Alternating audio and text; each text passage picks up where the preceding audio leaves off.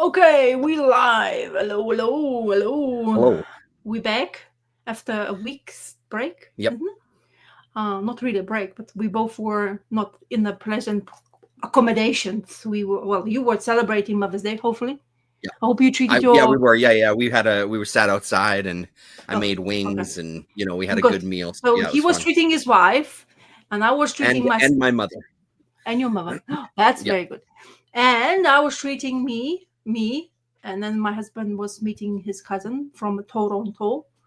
I was there as well, but I just, I had an opportunity to squeeze two things, which was great.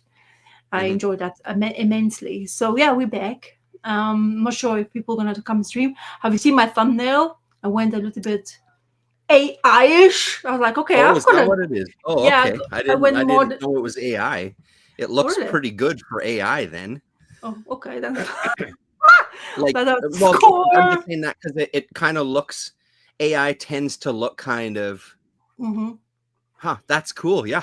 I never would have guessed that. I never would have Oh, guessed it. I thought I'll go modern a little bit, like modernize myself with quickness and change the way it looks. Because, Yeah. like, why, you have to go with the technology. Unfortunately, you can't just go behind. You have to go with the flow. So I thought, oh, well, I'm going to put the prompt in, and that's the prompt. Okay. Yeah, it's awesome. So it came out really well. So it's like, there's two of us chatting there. I wish that would be like Yeah. face to face like that, but I should be fatter though, just to be totally well, I honest. wasn't prompting Have more anybody beer fat there. belly. Okay. So I'm Just sorry. put next time do a prompt beer belly. Making sure that the man next to me talking will have a beer belly. And gray hair. Yeah, well, I have some as well, but if you can't see it, it's okay. So let's talk movies, TV shows, really. The Okay. big, the only, the Andor. Go on.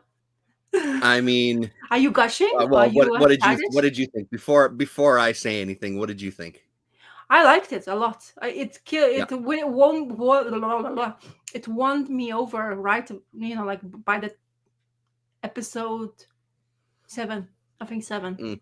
because last 3 episodes kicked the notch so high. I was like, yeah, that's what I want. That's Well, what I wanted from and then the. number episode 8 with like the big event and stuff, right? Like Yeah, the massacre and things, right? yeah, That was pretty huge. And 10 was really good too with yes, the Luthen and whatever her name is, their backstory was incredible yes. where she goes into the hospital and stuff. So I Mm-hmm. mean, I fucking love it way Uh-huh. too much because it's all that I think about. Oh, is And I've it? been watching videos and I found a Mm-hmm. podcast called Going Rogue. Uh-huh. There's a 6-part episode. There's six hours of it are just about the making of Rogue One, and then she does some episodes talking about Andor as well. There's a podcast where she just talks about season 1, and Mm-hmm. then for this new season she did kind of every 3 episodes she did about 20-minute 25-minute conversation about it. Yeah. So I've been like knee deep in it. I'm amazed. Yes, it's going through Disney, absolutely. And yes, there's going to be some things that are filtered. But the more I hear about this Tony Gilroy, who was like the main man behind it, the writer and stuff, Uh-huh. and who actually was kind of the main man behind Rogue One, to be honest, eventually. I didn't realize Rogue One took so many years to make. There was plagued with issues and stuff. So when Tony Oh. Gilroy came in to do Rogue One, they had to do, I think it was like 6 weeks of reshoots. And so he got a there's some sort of drama that happened that he doesn't talk about, something to do with his guild that he's a part of, the Writers Guild. He Mm. ended up getting, I think, a co-creator Mm-hmm. credit on it, where they wanted to kind of not mention him at all or not give him any credit. Yeah. So there was a little bit of drama there. So the fact that this was made and it was in the Star Wars universe and it was on Disney Mm-hmm. is kind of unbelievable, because some of the conversations I've been seeing, because one of the good things about any show is no matter who you are, you can Mm-hmm. inject your experiences into it. And I think that's number one, what Andor does so well. Yes, it's incredibly political, but I think whatever your politics are, you're going to see yourself and your cause or whatever within it, right? It's Mm-hmm. so fucking well done. But because of that, I watched a guy talking about how this was Marxist theory. I watched another guy who talked about the history of revolutions in history, which apparently is Tony Gilroy's big thing. He said that he's always had an interest in revolutions throughout history. He's like, not for any research or anything, just I've been reading that kind of stuff for decades. So he said, I finally got a show where I could talk about revolutionary history in the Star Wars universe, because he's not a fan of Star Wars. This is the other thing. He's been asked that. He's like, I don't really, I could leave it, honestly. It's not really my thing, which is also fucking amazing that he's done like the quintessential Star Wars story. It's so fucking incredible. We watched we watched Rogue One right afterwards. We made it about halfway through before they were falling asleep. And it does transition beautifully into Rogue One. The end of Andor season 2 transitions really nicely, and it just kind of picks up. The tone obviously dramatically changes because it was done way back when, 2000 whatever it was, during Trump's first term, I think, is when Rogue One came out. Oh, please. Or maybe earlier. I don't know, actually. Anyway, I was amazed at how smoothly it transitioned, just story-wise, where Cassian goes to meet his contact, which they talked about, and it's so good, man. I fucking love it. Yeah, we wanted to go to do the same things, but unfortunately, not everything we do on the weekend, it falls into, like get the right space to watch movie. TV shows we can do lately, like 1 hour space TV shows. That's a lot already. Like 40 minutes TV shows, episode that I'm talking about. It's okay for us because, like sometimes you just, you want to rest, you want to see other things like mind-numbing things, rather than watching something intriguing and you have to focus on. And then we were planning to do Rogue One after, because when we watched it, I said to him, do you want to choose? Because it's completely, like you say, goes into it together. And I said, I really would like to watch it. And we were planning to do so, but unfortunately we haven't. So hopefully we'll find a way next week to find a space. Because how long is the Rogue One? Is it a long movie? I think it's like 90-ish minutes or something. I don't think it's like a 3-hour thing. Okay. But I couldn't tell you exactly. I just know that it's not very, very long. Did you hear that? It's not like a Marvel movie, a 3-hour fucking epic or something. Oh, well, it says it's 2 hours. Yeah. 2 hours and 13 minutes. It doesn't feel like 2 hours and 13 minutes. So that surprises me, actually. I heard that the Disney Plus is trying to change some things in the Rogue One movie. They editing some things or something. Are you fucking kidding me?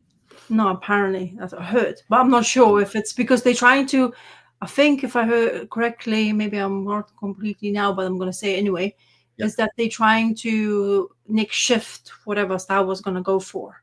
You know what I mean? That needs to some sort of like they're changing a little bit of the lore, I presume.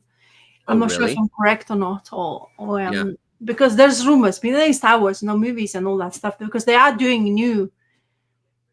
Am I correct that they're doing new movies of Star Wars and they? It wouldn't surprise me. I haven't heard, but it wouldn't surprise me though. Yeah. People got really uppity when Andor said they're not going to come back because it is over. I mean, it's over. You know why it's over, because you have Rogue One to go afterwards and things. And then you have New Hope to go into right after that. Well, there you go. So your timeline. My timeline on Star Wars is a little bit iffy. I've been looking around to know. I'm kind of, it's too much for me. It's like kind of mumbled, to be honest. There's like, 100%. I am a huge Star Wars animated fan more than movies. I mean, I like the originals, don't get me wrong. But animated, I think, is what my Star Wars passion is all about. I really love Clone Wars. And there's another one they came out with, animated ones with the Rebels. No, the Rebels we've been released long time ago. But there's new one on the Star Wars Day, May the 4th. They released a new TV show, animated TV show. I think it's like 8-10 episodes. I'm not sure. I don't remember. Don't even remember. I can't tell you even the name. But it's about the chick who was involved. She was resurrected by the Coven of Witches, which Ahsoka TV show has had them. Oh, yeah, right. So it's kind of very intriguing. I like that kind of magical realm of Star Wars, especially. Was that Ahsoka or was that the other one? No, it was Ahsoka. Because she Yeah. Because that dude, the actor who's passed away in Ahsoka, the bad guy. So the actor who passed away, he's the character who employed the witches, basically, in his kind of like. What was the other Star Wars show then where they had the witches? It was with the twins. What the hell was that one called? The twins? Yeah, the Are you twin talking girls about that the one with canceled now. yeah. It's the oh yeah. Ooh, I forgot I now. can't remember the name of it, but that one as well too, because that same. I'm assuming that's the same kind of group of witches. Is that what the Yeah. reference is to? Okay, There was this coven of them. And there's yeah. specific like a planet where they go in and they have this power to resurrect people who's dead. And basically, this chick was resurrected. And I didn't know her backstory, but I always was intrigued in animated series. She wielded 2 lightsabers Mhm. as well, so she had really good power. That the power within, and she was wielding that to like no returns, like almost like really powerful, like a Sith. She was kind of less Sith, but not really. She was employed as a Sith as well.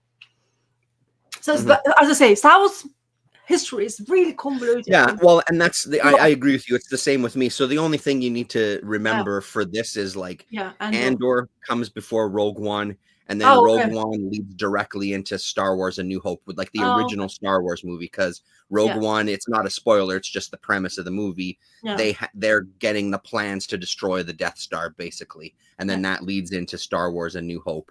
So Mhm. it's honestly, Mm, it's fucking incredible to have this as a trilogy of Star Wars stories. mm, It's so beautiful. I think it fits so well. Yes, mm. of course, there's decades between them, kind of thing, for sure. That's the So problem. there's going to be some things, but honestly, in Andor and in Rogue One, they do such a good job of trying to recreate that environment, whether it's the costumes. I think I talked about it during season 1.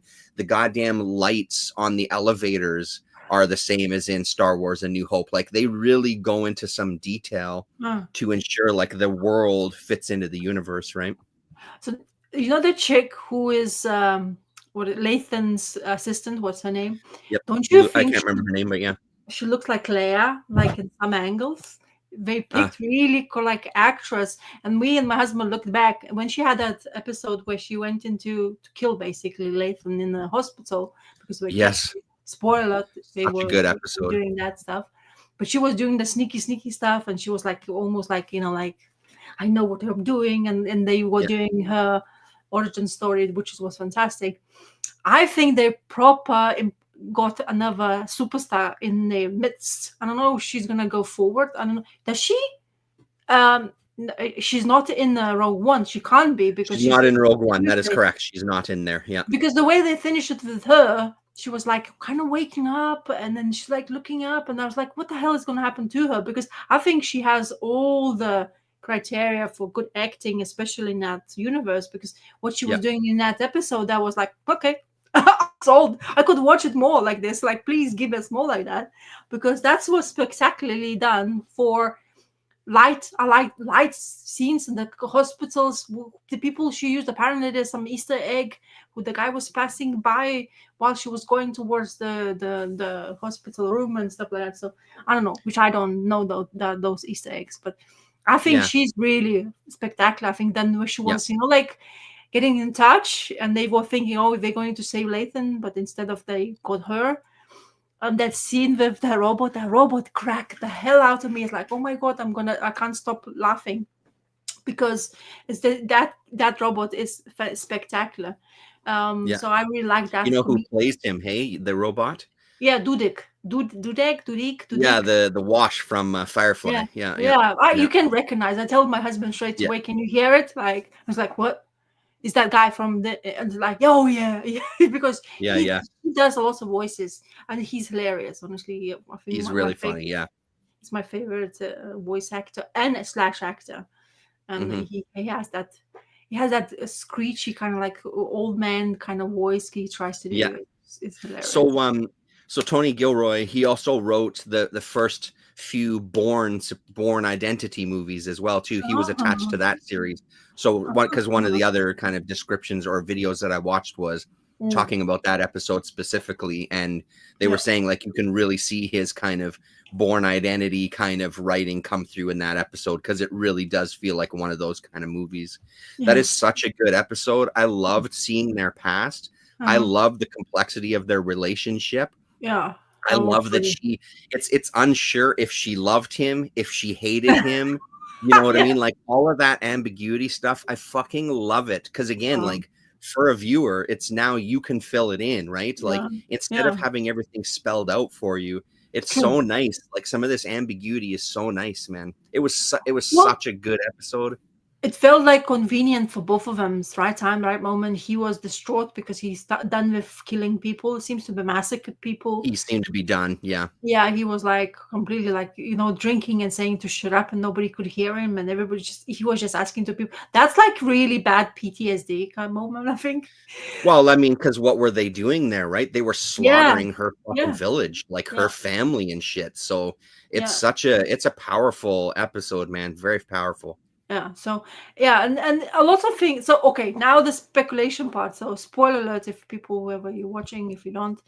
But the baby, the Yes. BABY thing. That was probably the most disappointing scene of the whole thing, to be honest, for me personally. Uh-huh. I thought it was kind of a What's cheesy kind of ending. I understand why you would do it. I totally get it. But I mean, there's all sorts of speculation about this baby, right? But apparently yeah. it's nobody. Gilroy has said himself, he's like, it's nobody. It's not anybody. Now, future writers might take that and change it for sure. But he said that it's not a character, it's not anybody, it's just a baby. This is just how we close the story. Nice kind of touching moment or whatever. Yeah, because it basically told you why she left him, but then it's quite harsh. Sure, but I think she told him I think it was obvious already when she did the video, like he's madly in love with her and will do anything for her. Yeah. She realizes you need to be a part of this revolution. You're meant for something bigger and this is your passion. I'm just going to get in that way. You're going to resent me. You're going to have a horrible life. Like, to sacrifice that relationship, unfucking believable. It's so goddamn good. And then later in the last episode or whatever, you should go and see Bix again. He's like, yeah, at some point I will. You can see already that he's fully into this. He thinks about her, but it's not kind of how he used to. He's full on into the cause and into the rebellion, right? So I can't wait for you to see Rogue One. Yeah. Okay, cool. Yeah, I need to rewatch that first for sure. Anything else to gush about part of Endor? Did you? No, I mean, I could talk about that for like hours. I love it that much. Like it's amazed me how much I was drawn to it. Like the first season had me sucked in for sure. This one had me sucked in for different reasons. Like the first couple episodes were, for me personally, really stumbling blocks. I was really nervous after number 1. The second episode kind of pulled its boots up a little bit. By like episode 4, though, I was like fully invested. I was fully involved. And then releasing it the way they did, I thought was a really good idea too. A year before the Death Star blows up, basically BBY 3, 2, and 1, and then Oh, that's what it is. So because my husband the didn't know what the BBY like, stuff was. Before the Battle of Yavin, I think is what it stands for. And then there's ABY for everything after Star Wars New Hope. So Star Wars New Hope is BBY 0, basically, because it's the blowing up of the Death Star, and then everything goes up from there. So yeah. I hate abbreviations. I wasn't sure what the hell is going on in those. We had to look it up, and we only did it like the last couple of episodes. Like, what the fuck does this even mean? And then I finally looked it up. Before, like, what is this? No, we left it. We wondered. What the fuck is this? Yeah, exactly. We wondered for a second, and then we stopped even doing that because we felt like it wasn't necessary to that moment to like pause it or something just to go find out and stuff. Yeah. So no more things for the episode wise. You excited about to share something new? Oh, did you watch which one I asked you to watch? Oh yes, the what is it? It's Eternaut. I did. I watched the first 2 episodes of Eternaut. Yeah, I downloaded. I watched the first 2. I haven't gone any further. But yes, I started watching it. What did you think of it? How many episodes have you watched so far? I think 4. Okay, 4. Because it kicked into something. It was like, because I'm a bit of a wuss when it comes to scary stuff. Right. And it comes to a scary stuff point in the last episode we watched. I don't know if it's the 3rd or 4th. It must be 4th. And my husband keeps asking to watch now. But I want to watch as well, but it's like I really would like it to be a bit more daylighty before we Yeah, kind yeah, of right. Yeah, delve into that, because I'm yeah, very susceptible to the dream world afterwards. My brain just yeah. goes compute and go in that world now. I don't really feel like. So what's your after 2 episodes? What do you think is happening? I mean, after 2 episodes, I got no fucking idea. It feels like there's some sort of like spores or something in the air that if Yeah. you breathe them in, that Yeah. you die immediately. Mhm. Now, I've heard that I think they maybe hinted at it, or maybe it was some reading that I was doing. So I've never read the comic. I don't know No, the I don't. comics at all. I do know. Well, I don't know. I hesitate to say much. Do you want me to continue this thought? What about what the Well, spoiler? I've heard that it's an alien invasion show, is what I've heard. Ah, How that relates into what's been happening, I got no fucking idea. well, And then yeah, you go on. yeah, go ahead. Yeah. No, because the thing is, the first when we watched first 2 episodes, so like, okay, it's freaky at first because they tell you Yeah. it happened twice. First happens when the girl's in the boat, so that's the first episode. That's the Yep. first thing you Yep. see in the episode, and it happens again. City goes boom, boom, boom, boom, and then those girls dies, and one girl stays in the cabin watching them die, basically. And then you see the second time when they basically those guys goes for a party or to meet up with the old buddies to have a drink in the basement and have a card play or something, and then suddenly things happens. Yeah. I always keep on telling to my husband when we watch stuff like that, I keep on saying like fucking humans, man. If you want, gonna walk over anybody you want, as Yeah. long as your shit is sorted and other shit you don't care about. And it's Yeah. just like Yeah. it drives me absolute up the wall Yeah. that people cannot really comprehend that if you band together, you can do something about it. But shit, Yeah. no, wait. If you find out, like, especially there's this, you haven't seen him reaching his apartment. I You just saw the go, second episode. He was in this apartment oh, you and did he already. had his wife or whatever. He gave Yeah, her the mask. yeah, She jumped out the window. He put a plastic bag on his yeah, head and yeah. jumped out the window, which I'm Uh-huh. like, what are you fucking doing? Yeah, A plastic bag on your head. Like, how far do you think you're going to fucking get with that? the So, carbon duh, he monoxide. passes out. Yeah. And then he wakes up and he's in the van with his buddies. Yeah. So he's kind of been reunited. So that's kind of where the episode ends. Another thing I want to ask: how did you watch it? Did you dub it or did you read it? Oh, I always do subtitles. I can't do the dubbed version. I've never enjoyed it. I love hearing the original actors' voices Mm. and then reading the text. We did dub first because Yeah, I was like, okay, let's try. And yeah, so it was like dub first, and I was like, no, I don't read like. It just feels weird because you can yeah, clearly see mouth moving, but they don't move in the right direction.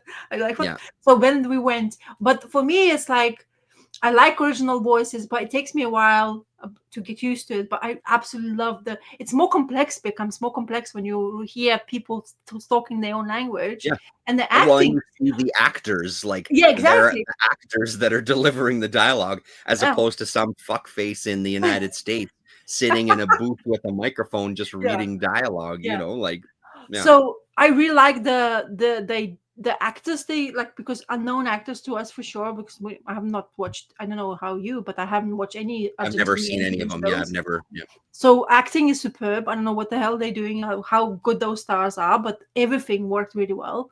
The further mhm. in you go into the episodes, the more at stake things happens.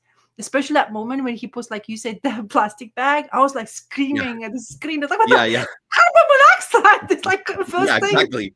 It's like 1, 2 briefs. That's it. You don't have anything else.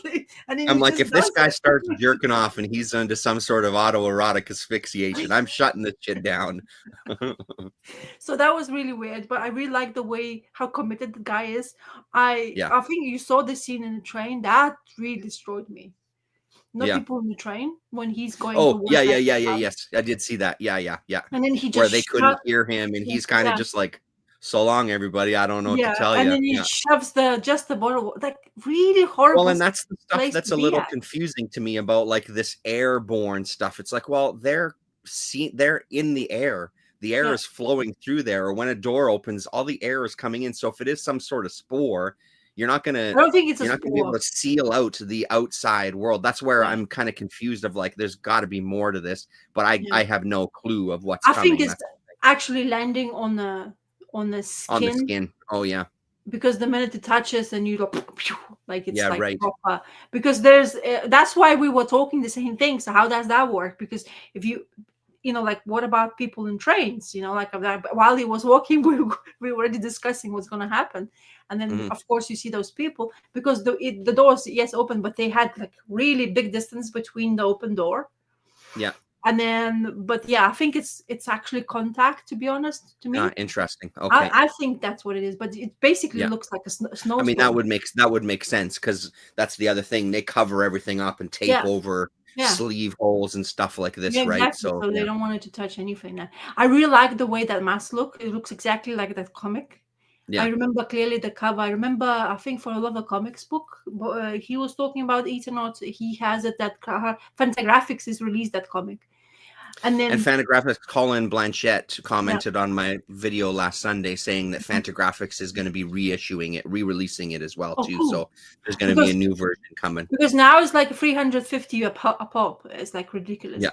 I think Fantagraphics needs to use an opportunity to make as much money as possible, Yeah, because I think they recognize that as well too, for sure. yeah, Yeah. because I think that's what, because a lot of, I actually go, I don't know if you do Reddit, but lately I've been going into Reddit a bit more than usually, because I started looking more comic people. I found that like people talk about comic books, which I enjoy fairly, because like, you know, some other social medias are like not really comic related, and that's really people discussing comics.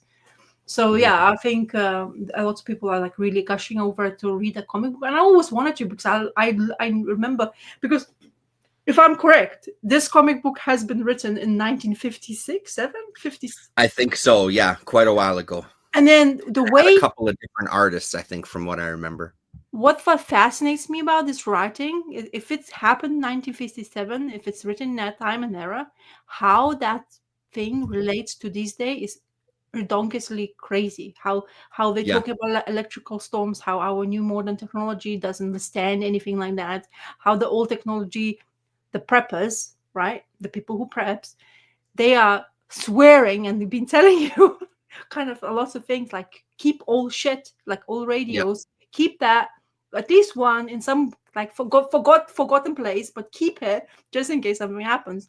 And Hmm. honestly, after watching that show, shit, I was like, what is that? I want to know how, because I want to know, do I have something like that? Because Hmm. honestly, sometimes it just like makes you feel like, yeah, it's a show, granted, but there's Yeah. things Yeah. happens like in Europe, for example. Primal example, Portugal and Spain has lost electricity for 24 hours. Yeah. Yeah. People could not communicate. They don't have, so of course, grandpas and grandmas has those old school radios, and Hmm. they could kind of hear what people from other countries to pick the channels. They could Yeah. hear those. So Yeah. they actually found out that there's something actually wrong happening. But people who with modern technology, they couldn't do I have no idea. anything, nothing. Hilarious. Yeah, So it's it's kind hilarious. of funny in that sense, like there's kind of things two together mashed together. But Yeah. yeah, it's fascinating. I really liked. I want to read, definitely There's a finish it. story like similar to that, and then I was reading some of the new heavy metal magazine, Uh-huh. and there's a story in there that talks about the exact same Yeah. idea of like Mhm. these people, these old. We got to go to the older generation. They'll know how to drive this kind of car, Exactly. because everything now is electronic in this universe and stuff, right? So yeah, Mm. it's an interesting idea for Yeah, sure. because they keep on getting rid of in the sticks, like, so, oh yeah, just drive automatic. You don't have to think. You just, Yeah, and there you go. Yeah. But then yeah, the old school batteries and all this, it's just fascinating. Honestly, I find it totally. quite cool to see, but scary, because humanity How just, many episodes are there? Is the whole thing been released already? I think so. It's Netflix. Must be Let me see. 11, 8. I'm just looking to see how many I've I don't downloaded. even know. I mean, Where you is it? can Here go it is. Google. You Google Oh it. yeah, I've got six episodes on my computer, so that's good. So I've got 4 more to go yet. Okay, cool. Yeah. Anyway, so there is a scene in the last episode we watched where it freaked the shit out of both of us. We didn't realize what's happening around it. Mm-hmm. We were like, "Uh oh," kind of thing. "Uh oh, what's going on here?" Mm-hmm. It how like kind of felt like similar to what we've seen before, but it's intriguing enough without knowing what's actually happened. We haven't seen anything. Just what it happened to some people in that it was kind of fascinating. And what will happen in the future, because there's lots of things, because they are going for the daughter search. And that's basically lets them go to another direction. Yeah, Where right. like it's kind of fascinating. It's fascinating, and that crazy friend of theirs who is going to visit. So he's so overprotective of his shit, and he's the prepper. I think he's the prepper. Oh, yeah, right. Yeah. Yes. And he's absolute berserker, man. I mean, the Yeah. way he's like completely gets paranoid. He's like obsessed by stuff, and he does like my stuff. This is my stuff. Like, did you realize that you're just like your friends around? It's not like you're strangers. The people who you know for 30 years, and you like go at her. Like you start swearing at them. So it's fascinating characters when that stuff. Yeah, interesting. Yeah. Anything? So you probably haven't managed to watch any Last of Us, I presume. I haven't, but I've downloaded that as well too. I've got that on the computer ready to go. The go from season 1, yeah. Yeah, I'm gonna start right from the beginning. I'm gonna see if Alicia wants to watch it with me as well too. So Are we can watch you it together. into like Pedro Pascal because it's everywhere? I mean, I guess I'm gonna have to be into Pedro Pascal because he's fucking everywhere all of a sudden. Yeah, it's great, but I don't understand how if one person has to take over the whole thing, like it has to be Just the way it goes. everywhere. He's hot. Yeah. And everybody's got like Anyway, so I'm like when you're gonna watch it, would be nice to talk about it as well. Yeah, I'll tell you for sure. Yeah. Okay, shall we talk now comics? I mean, I don't know how long Yeah, we've give been her. talking. Oh yeah, 31 minutes. So shall I show you the hole, the stack? Yes. Should I Yes, go you make should. it bigger? Yep. Baga. Okay, solo later. There you go. Hey, look. So I'll show you the stack of the comic part I went for the visit. That's why we didn't do a chart. I have quite a stack. Oh my god, I'm trying to take all the stack. Can I do the whole stack? Oh boy. Jesus. This is about the stack. Holy. Okay. And That's there's amazing. another thing. So I guess I start from DC. And these were all 50p boxes? Yeah, most of them like this is like 50p. There's one book I bought which I got pissed off by, but anyway. So yeah, Martian Manhunter, 4 issue series by J.M. DeMatteis and Mark Badger. Oh, really? Hey? Yeah, four issue miniseries. Well, but I only found 2, unfortunately. So this is issue 2. Where's my phone? I'm gonna take a note of that. Proper water damage, this one, but I can read and look what they're advertising. Killing Joke. Oh yeah, crazy. So that's that. Then I found 10 issues of the whole volume, Justice League of Society of America. Oh. Which I didn't know there was only 10 issues, but I picked them all up because I start like number 1. And I'm always into that kind of Justice League and stuff. I always been, if I can get hold of something like this, like whole volume for the reading material. Cool. And it's, who's the team on that stuff? Straczynski and Porobek, I think. Yeah. So J. Michael Straczynski, I presume that's how you call him. I think so. No, yeah. Len Straczynski and Mike Porobek. So yeah. So I don't know. We'll see. I've been seeing that people picking this up, like like old school. But I always wanted to get into that. Dr. Midnight is that, isn't it? Deadly in Darkness, anyway. So yeah, it's kind of cool. Like especially when you pick them, this kind of age comic for like 50p these days is like really difficult to do. So, But I'm so you can see the stickers on it, but I don't care bananas. And this is the last issue of that volume. I think it's volume 2 or 3. I don't know. Then some random Robin, Son of Batman issue number 1. It's by Gleason. Apparently it's a good read. So is this the new stuff? No, it's old stuff, like 20-something, 2020. I don't know, like DC, they don't show you a bloody title, right? You have to look for it, man. Yeah. When is it? Who is it? What is it? Come on, man. Oh, there you go. But it doesn't say when it was released. But it's a Patrick Gleason, so it's quite famous for him doing a Robin's series. I was like, number 1 issue, like DC comic books, why not? I don't have to pay a fortune. Then I found something I always wanted to, but not many issues. Unfortunately, this is very difficult to get hold of. So this is a Jimmy Palmiotti and Justin Gray series of Power Girl. I really always Mhm. wanted to read. This is Amanda Connor's artwork, and I think Right. that's where they got the fame of as together working as well. I always wanted to read Power Girl series, the famous boob window girl, but I only found issue 2, 3, and this is like for the first time after decade. I found this 8, 9, and the 10. This series are the most notoriously difficult to find in Oh, really? print. Hey. Yeah, it's very popular, and they don't reprint that. DC comic books don't reprint. Look what I found: Nice. Tom King's Strange Adventures issue 1. Oh, You read right. it? Yeah, yeah. Have you read it all or not? I have not read any of it. No, but I heard it's pretty good though. Yeah, so that stuff. So I got issue 1. I was like, okay, I didn't have to pay whatever the price tag was in that time. $4.99, man. Yeah. I pay 50p. Sweet. Then Book of Oh, Magic, issue number cool. 1. I don't know which volume it is. Apparently, there's more than one. Dave Matthias again on that, right? No, it's Cat Howard and Tom Fowler and Jordan Boyd. So it's a new Sandman Universe part of the Book of Magic. They Cool. have like 2 or 3 omnibus worth of material, and those omnibuses are like this chunky. It's like ridiculous. So I didn't even know that was. Also, some Spectre. Did you know that they have year 1 the Spectre annual? Only one available, but this is it. Dr. Fate. That's by Ostrander and Olifi. So it's a good team. It's from 1995. Yes. Then Spectre the series, which I'm slowly gonna collect. Oh man, that's my era right there. That's my volume. Doug Mensch and Gene Colan.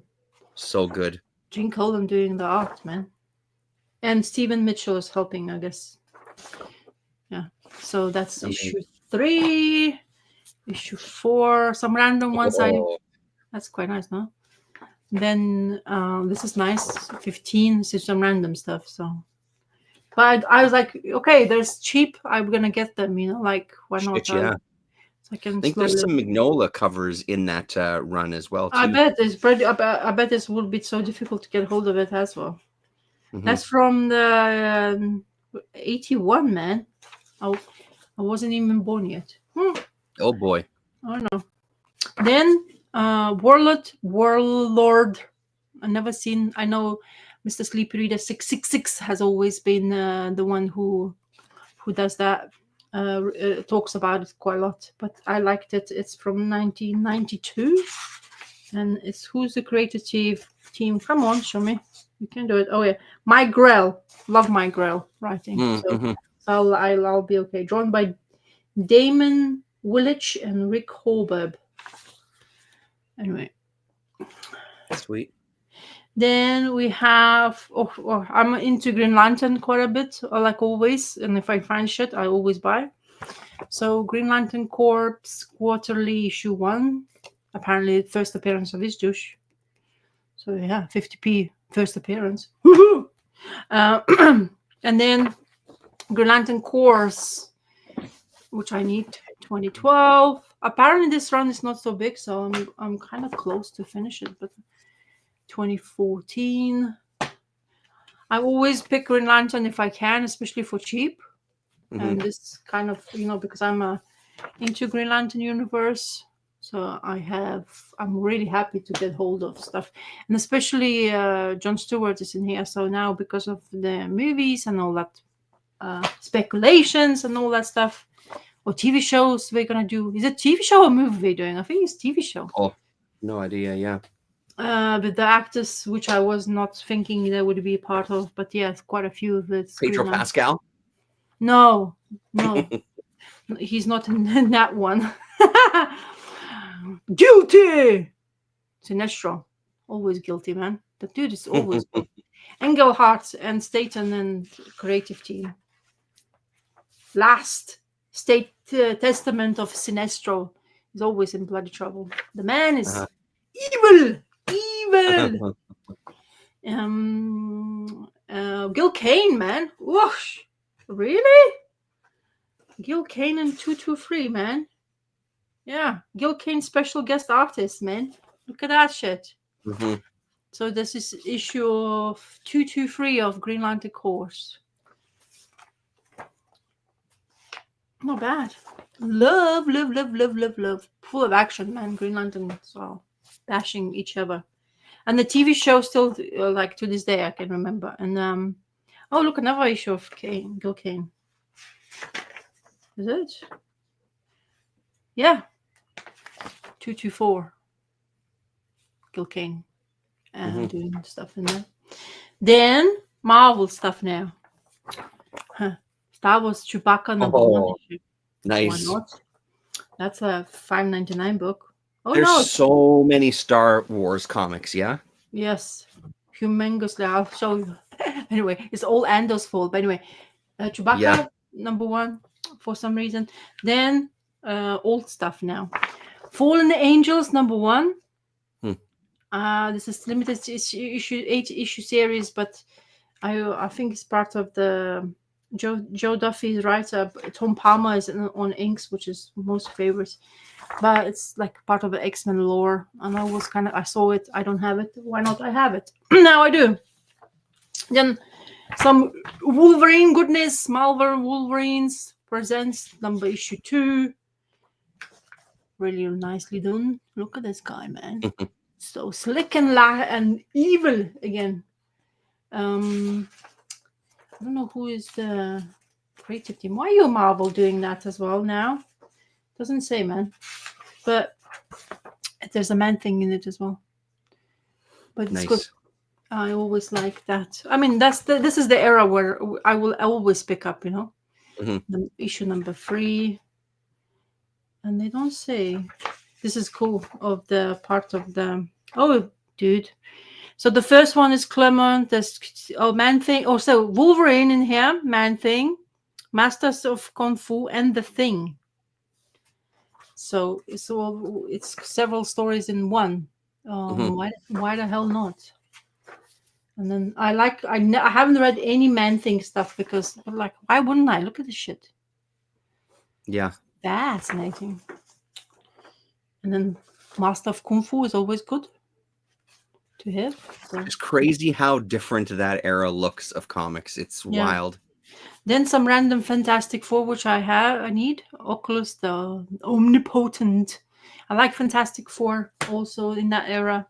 Then one issue of Stan Lee's and John Romita Jr.'s The Last Fantastic Four story. Just one thing they came out. I don't know why, but look at what's the back.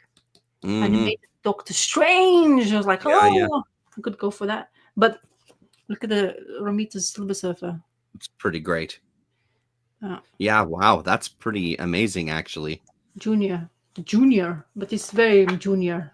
Definitely not daddy. Yeah. Definitely not daddy. And then Saga of the Crystal Warrior. Number 1. So why not? I'm not. I don't have any problem with that. So I have it. It's good art. Who's the creative team? Give me a sec. Stan Lee presents Ralph Macchio. Eh? No, wait. Yeah. The Karate Kid?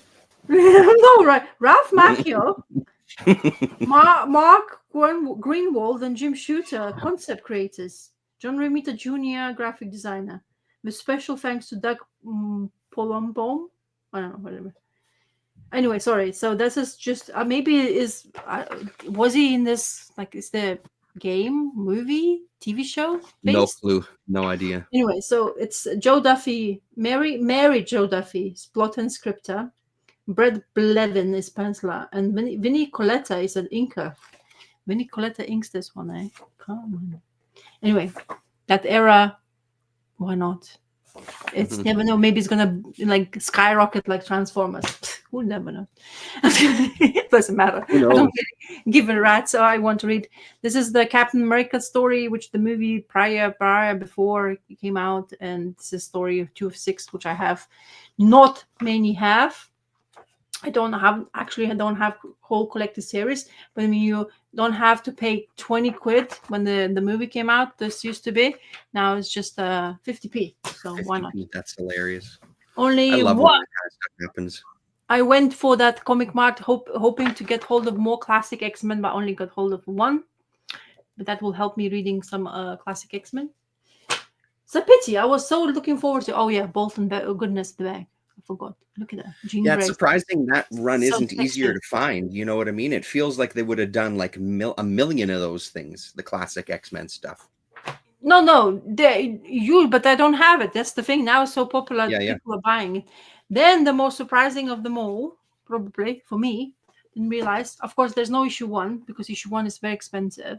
Well, expensive-ish. But the Thing series, Huh. issue 2,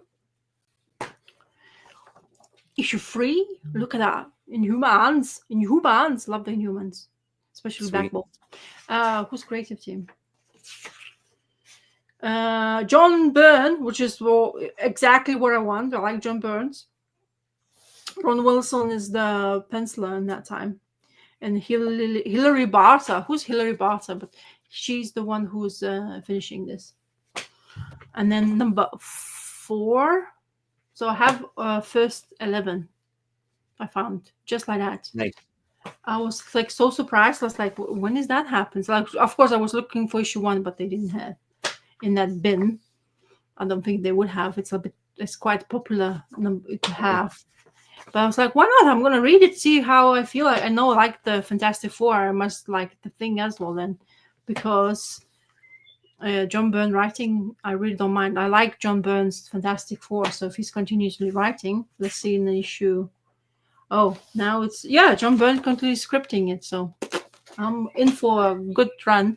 And also, to my surprise, which doesn't usually happen, I got hold of some of Marvel 2-in-1s with the Thing as well. This is the one I wrote. That's awesome. I don't know if you saw my drawing video, but I drew one of the pages in here. I did, yeah. In here, there was a swastika, flying swastika in the air, because the thing went into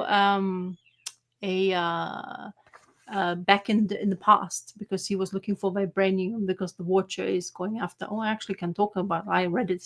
So the Thing was employed by the Watcher to go into back in time, and the swastika, flying swastika, he was following is the guys who were jumped in time and found vibranium in that era, which is not very good for the future. So Thing was and the guy who's in charge of this little brain in the fishbowl, and he's the one flying the swastika. So the Thing was chasing them around, and it's like, wow, where is this stuff I'm looking for? And he's like trying to tell him, no, you can't do this, like in the evil Thing. And then he has this guys called the Liberty Legion, who he employed. And there's, of course, the guy with the swastika, the merry man from the Submariner, who is always the villain. So all the villains bunched together. Oh, right. Yeah. So it's really cool. It's like, like a typical story of the Thing and stuff. And I drew this Thing particularly. I really like the way he was punching him almost to the crotch, but kind of didn't make it. But anyway, so but the Things managed to convince them to go against him. Against the brain guy. So, it's always like this. Somehow one dude with clobbering time managed to convince the super villain stuff of how to deal with situations and stuff. It's quite fun, fantastic. It's very fun reading. It's a lot of fun reading this. And this is quite popular, but it's very difficult to get hold of now. It's very sought after comics, especially those key issues. There's a key issues as well. So the Thing in Submariner, which is quite cool because I'm not well aware of Submariner, and also I really absolutely love Spider-Woman. So yeah, nice. So I got whatever it was there, I picked it up. Then some weird Doctor Strange. Ooh. Mark Waid's writing from 2020, I think. Is it 2020? Okay, Marvel, come on, don't do this to me when you're written. Oh, why? Why they start randomly telling you where is the creative team? It's just so annoying. Do you Yeah. know? I can't find it. Is it back? Is it the back? Yes, of course, this is the back. So it's 2020. So yeah, when the COVID hit. So this came out. Mhm. Apparently, it's Mark Waid and Kev Walker storytellers, and Java Tartaglia as the colorist. So he is. So if Kev Walker is, I think, the main artist. Anyway, it's not bad. Doctor Oh yeah, Strange. that doesn't look bad. Yeah. Oh, yeah, the Doctor Strange goes in to be a doctor, actual doctor. He sees Mm. all this stuff, so people with ailments, what he sees above them, which is actually what makes them ill. So he's Mm. using his magical, like, so this guy who is you see in the first picture, he has untreatable brain cancer, and he says it's the only person who can basically ill, and he's like telling me, "Are you sure you want to do? I don't want this anymore." He kind of wants to go away and like just deal with this last breaths, but he convinces Doctor Strange to do actual operations in here. And I didn't finish afterwards. I just read a couple of pages, but I was intrigued enough by it. It's not bad art, but Mhm. any random Doctor Strange I can pick up, why not? Yeah, Especially it's always worth trying for sure. Yeah. cheap stuff. And then some additions to my Defenders, which I don't have the whole run like you do. I don't have it anymore. Oh, you sold it out. I sold it. Yeah, years ago. Yeah. Wow. For I think we talked about it back in the time. I bought a pedal, an effects pedal. So I sold the whole run. I made some good cash off of it. So 49. Or the first 100 anyway. Yeah, exactly. That's why I was aiming. But anyway, so 49 with Moon Knight. Apparently, this is issue 2 of the Who Remembers the Scorpio series. Then we have Defenders number 98. It's a nice cover with Man-Thing in it as well. I was surprised that I don't have this one because I know the cover, because the blue, this kind of famous cover, but I didn't have it in my collection. So I was like, yes, score. Then you have 110. Still have that. And then you have, The Devil, To the Devil, a Daughter. This one. It's quite nice. Who's actually writing? J.M.D. Matthias and Don Perlin is the breakdowns. So it's good, cool art inside. Not bad. Right. So that's my huge stack of stuff.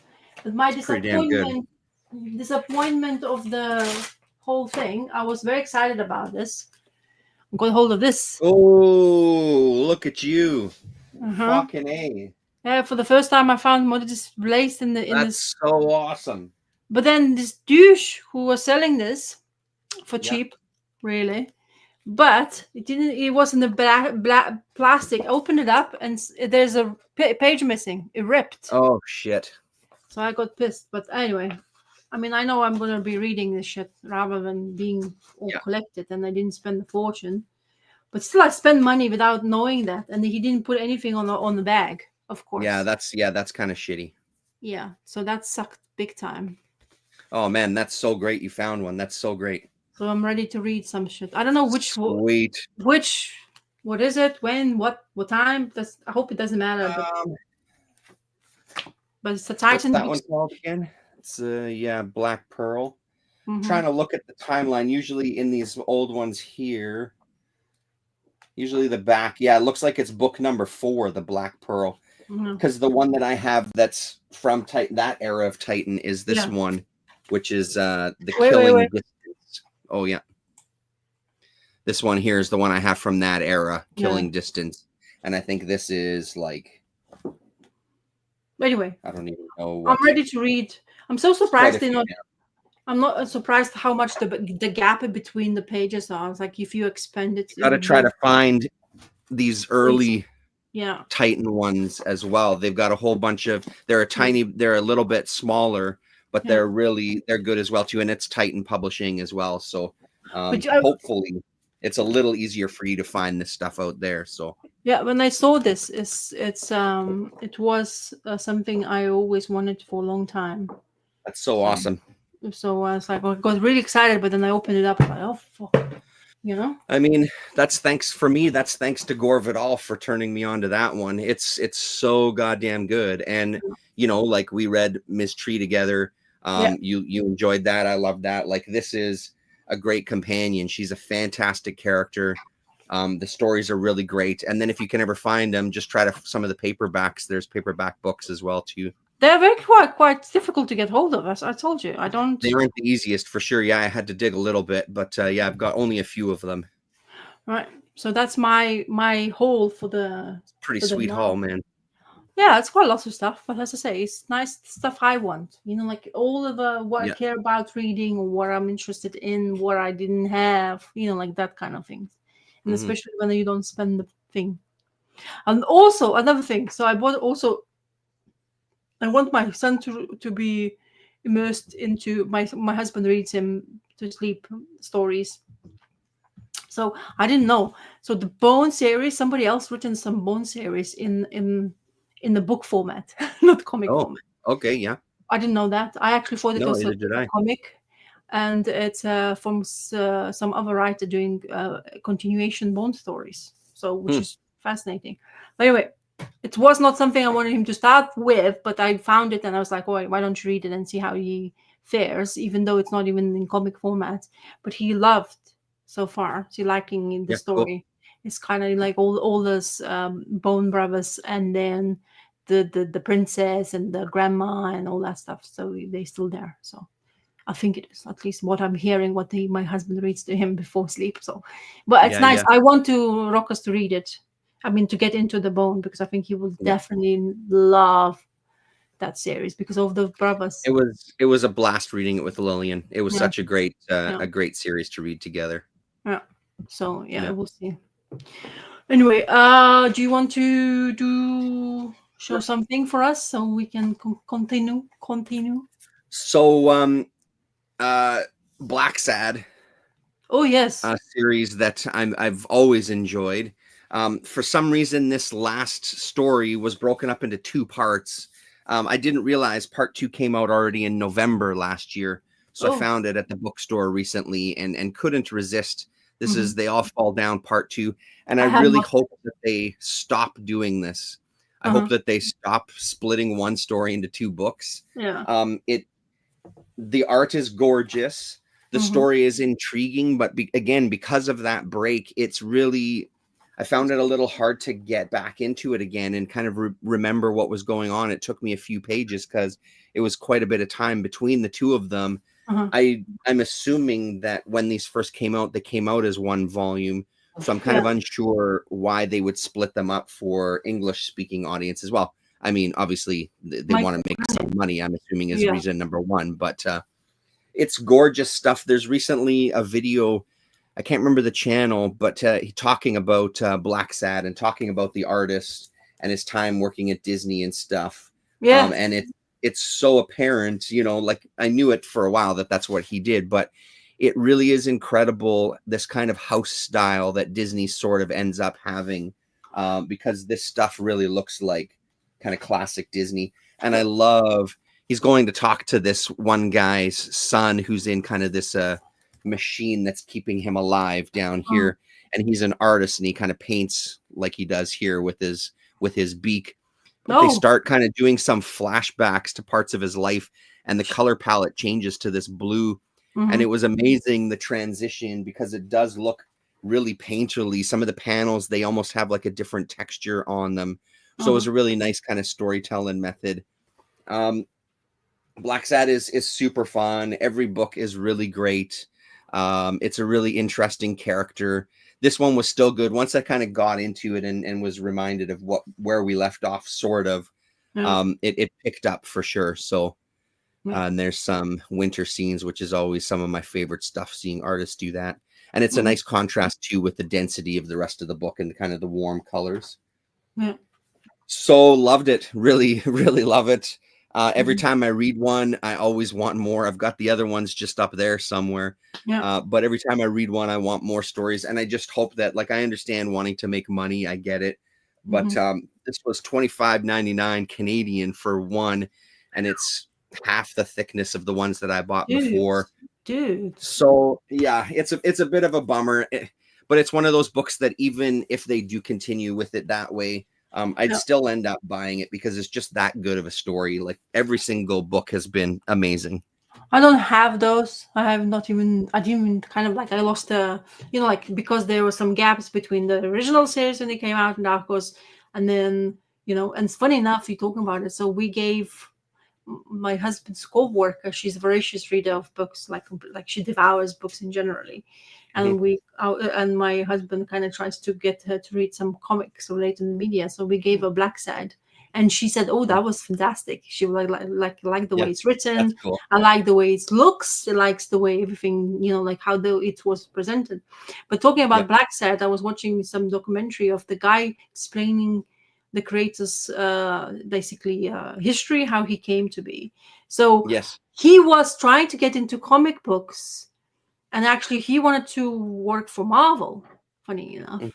But he didn't get into Marvel because his art style wasn't, at the time, good enough, because he was bouncing between the styles in that time. And he was having they're saying to him that he has two way of realistic art style in that time. And then they were also saying something else that he wasn't getting into, but he was with all the people who was getting into comic books in that time in Marvel. But then he got a chance to get into Disney, and he asked one of his buddies, who actually helped him to write the story, I think. Or his actual idea of the story was from the other guy. He said to him, go to work for Disney first, get the monies going, and then, whatever happens. So he said, because I was wanting to Disney, that's why this story came through. And that's why, because of his friends, we know Blacksad now. So I thought that he was original creator, but he wasn't. This is actually a friend who actually created this guy for him. And he basically completely took over from him and just took the reign upon him to go forward. And that's how he got his fame. And sometimes it's meant to be, kind of thing, it was kind of interesting. But yeah, it's nice to see that we're recommending something to read. I said to my husband, to read like Saga. Usually I have the Saga volume 1 that I keep on giving people to see what they, because I would like to know what she thinks, but she's like a proper like book like she reads books like in seconds, it seems to be to me. But she's like, no problem. And she's writes herself, so she's writing her own stories, so it's kind of interesting to nice, that's cool. People something to read, like in format, because I actually noticed, kind of funny. So in my son's school, there's the book clubs, not book clubs, but there's book sales to help school, whereas to introduce more books to kids. And of course, there's lots of, lately, those Scholastics are quite popular. I think it's American publishing house. Yeah, Scholastic, that's what we have here as well too. So they are there as well, but most of them are in the kind of graphic novel sections. And I was like talking to one of my mothers, and she's like, I don't know, this is not book, this is a picture book, like, oh my god, oh my god. So I started telling them how like one-sided they were, and I was like thinking, like, I have to really watch my words, because like, because you never know who you're gonna come across, and maybe you're gonna make people upset about it. But I was trying to get them to understand how like comic books actually helps kids to understand what they're reading, rather than, because the imagination part is not as easy for a child to understand, like I was having a problem with when I was growing up. And I found that if you continue reading with something, the books becomes more easier, because your imagination is already there, because the comic books is basically helping you to get that from the beginning, and then you can go whatever book word or whatever, just reading in generally. So it's funny how it's always such an ignorant statement from people too. It's like, do you want children to read or don't you? And if the answer is I want them to read, who gives a shit if you think that they're real books or not? Like, it's such an ignorant statement of like, why don't you just not say anything instead? Like, how about you just keep your shit to yourself? Because it's such a stupid statement. It's a book. There's words in it. Yes, there's also pictures, but there's words in it, and your kids are excited about it. so Yeah. it gets them excited about reading. Yeah. What's the big deal? No, I know, I get you, but Yeah, you know, yeah, you yeah. get No, I those know you do, but it yeah, just drives me crazy, some of that yeah. stuff. And I'm trying to be like, I almost went to the rant, and I was like, I have to stop myself because I Yeah, know yeah. there is a level of people what they think about it, and that's it. You know, is it if you're susceptible to things. But the thing is, all this Dogman, for example, there was Dogman everywhere as well. Mhm. There's also his own creations of, I think there's another one now, I think English writer doing bunny and monkey series, which is like similar Okay. to Dogman, so like comic based storylines. So my son is getting into it as well. But they're also now Minecraft comics because the movie, you see, is Of like so, course. and there's that stuff, the books there, and Minecraft has been for a long time in kids' world. For you know, like they know my son like knows everything. He knows Minecraft words better than your typical words. So his pronunciation of Minecraft words is so much better than your typical words. And it's like, how the Mhm. hell do you know that? And it's like, yeah, but emerald, diamonds, and like bedrock is so important. It's like, oh my god, okay, fine. Yeah. Because when you want to have a conversation, it's like it's funny. So with my son, if I want proper conversation, bring up Minecraft. God Yeah. forbid the kid's gonna talk to me like for hours, like, and then you have to Yep. shut him down. It's like, I'm done talking. I have a conversation. Yeah, yeah, yeah. I don't want to know anything more about Minecraft for the rest of the day. Please, if I can. Yeah. Anyway, so I also got a stack of my pull, which is kind of interesting because Nice. why is this the stack? Because my comic boy guy finally got all the seasons. What the seasons Oh, issue 2, but second printing, which is yeah. but Yeah, yeah. okay. Shall I talk about it? Oh yeah, let's Yeah, talk. yeah, go for it. Yeah. I'm okay with the series, but I'm not blown away. Yeah. I have read now issue 3 and 4, so now it's Okay, up to good. Yeah, same with me. Yeah. But honestly, the issue 1 was way more because maybe I had such a huge gap because I've been waiting for this shit to come. But issue 1 was extremely exciting. Issue 2 was extremely exciting, and I think Mhm. I found it already between four sisters. I think those winter and spring is my favorite. Right. Where summer and autumn they are kind of bizarre. Mhm. You know the girl who goes like she's like Indiana Jones kind of type character. Mhm. So that's winter, I think, isn't it? Uh, Or is it no, autumn? isn't Winter the depressed one, or is that Autumn that's the depressed one? I I can't think it's the remember. autumn Yeah, is the first one. I think you're right. Yes. Yeah. Yeah. So she's very cool. Spring. So I didn't realize because when you see the first issue, that Spring is very young. She's like what 12 or some shit. So she's Mhm. like she doesn't look like it in the beginning of the series when you start reading. But yeah, this is the story we saw where how the big problem for her and how she's basically telling us the situation she's in and how bad it is for all of them. It seems to be they're all on because something is behind this sisters or the family that some bad guys want. Yes, we Mhm. haven't yet discovered what it is. What's the powers those kids have, or the bad guys want from them? But all of them are. If you read the issue 4, you'll know that how this all evolves. That mirror, the mirror and the sleeping thing, and there's this Mhm. mystery behind it, who she's basically trying to solve. So for me, I'm not really fully like immersed in the story. I don't know why. Yeah. I Me I neither. don't I don't feel like it's kind of like really Rick Remendo-ish book yet. It Mhm. feels very much a bit more like he gives even though I read 4 issues, I didn't feel like I read a lot. Do you know what I mean? Right. Like the character, so Springs, because she's the one, she's the most active one, and like we kind of main character at the moment. I feel like the best out of them all. But the rest so far, the story wise, is not intriguing me yet. I don't know how you Yeah. feel. Are you the same? I'm the same way. Like it's good enough to read it. Like when I read it, I enjoy it enough, but Yeah, there's really nothing much there so far. It's really kind of, I don't know. yeah, It's not really grabbing me in the way that some of his other stuff has. That's for sure. yes. So I'm debating whether I'm gonna pick, I guess, the first volume worth of issues, and Mhm. debate whether I need to keep this in this kind of single format or just, because I was really excited. The mystery part of the issue one was fantastic, and really liked this cover, by the way. This cover is Mhm. fantastic.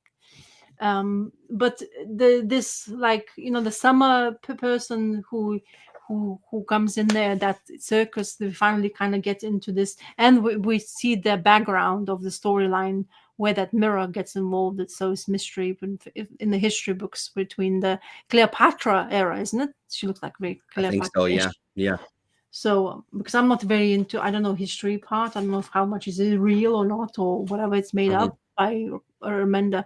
But that's the thing. It's interesting, intriguing. Paul Azat, I don't know how to pronounce his surname, but Paul Azazeka, anyway, his art from Outcast to this is, you can see it, but it seems to be in Outcast, it had so much more time to give. It seems to be Mm. much more precise lines, people's, like stuff. But in this one, it doesn't feel like it has. It's a bit more looser and stuff, and it feels like it needs. I feel like I would like to have a bit more attention given to the work he could do. It just feels a little bit less, more rushed and fast paced kind of thing. I don't know if it's, I don't know. I'm not trying to diss it. I'm not. I Yeah. haven't felt this book that blown me away like what Rick Remender books I usually have done. So far, this is just okay. You know what I mean? Yeah. Which is kind of Yeah. disappointing for me, because I always keep Rick Remender quite high in my creator, because all of it, like his what is the other ones, the sacrifices are much more intriguing. Straight Mhm. away from the get-go, you have all your characters you want to be involved, like Mhm. understand what's happening. All of them have more depth. They more, like, you kind of like the intrigue he's keeping towards things, the mysterious parts of the, like, like sacrificing, we found out, but we were willing, like, can't wait to understand what's happening. In here doesn't feel that. It Yeah. feels different, real different. I don't know, maybe he's just Well, and I trying mean, to, I just I wonder don't if know. it's also he's just writing too much at one time. You know what I mean? Yeah. Like there's just too Yes. many things that you get a bit of Yeah. you get a bit of overload, where it's Yeah. like, okay, like maybe just focus on a couple of books instead of Yeah. yet another new book coming, because there's that Yeah. Napalm Lullaby or whatever it is, whatever the fuck that Oh thing yeah, is called. he's I've still never even tried that. I have no no. desire to. It's too much Rick Remender, Yeah. where I'd much rather see him focus on a couple of series and then, kind of flesh those out. But yeah. I think the sacrifices is because I'm such a big fan of Max's Free Armor's work, Mhm. and the in-depth details we get in that book is much more grabbing to me. It feels Yeah. like more story. The guy who's coloring this book is the same. So Mateus Mm. Lopez is good colorist. Yes. But I don't know, the hues they picking up in this one still not fully. I'm not like, it doesn't feel fully committed. Yeah. It just doesn't feel like that kind of part. Like, because you see, like, usually the quality wise is much higher. I would recommend that, but maybe it's just Mhm. my opinion and Mhm. stuff. So yeah, so you have the same feeling about Seasons as well. Then it doesn't grab Yeah, you. I mean, I'm reading. I'm going to give it a couple more issues for sure Yeah, as well, just like you said, just to yeah, kind of see where it goes. But yeah, yeah, it's I enjoy it enough when I read it, but honestly, I don't really. If I really sit here and think about it, it's not like I'm desperately waiting for the yeah, next issue to come out, and I can't exactly. wait to read it. Yeah. So it just feels like a little bit below average, but Hmm. kind of, yeah, Did you get the new Kaya issue? I sure did. Oh, so we can talk it together again. Yeah, Okay, cool. So I read it this afternoon. this is so. Oh, look at your cover. Nice Yeah. cover. Who's doing cover? Nah. I'm not sure who did this one. This was the last one on the shelf. So, Again, my frustration with some of the pull lists. It's like, yeah. is this in my pull list or isn't it in my pull list? Oh, And if it is really? in my pull list, why the fuck didn't I have a copy? So this was the last one on the shelf. So I Yeah. almost missed out. Shit. So this is cool. Again, Yeah, I like it read. as well. So I've like I told you about the Reddit. So I saw some people talking about Kaya because they're reading in trade format, and Uh-huh. they were reading. I think it's 4 volumes now out. since this, because they had the break, they released It's the got to novel. be. This is issue 26. Yeah, it's Yeah. which is crazy to think that it's So, been going that long. and they saying can't wait for you next volume. So I must be Mhm. reading really. I mean, it's lots of things going on in here, and I Yeah. think. Do you notice it? But I don't know, maybe because they had a break. But with issue 26, his writing is definitely improving.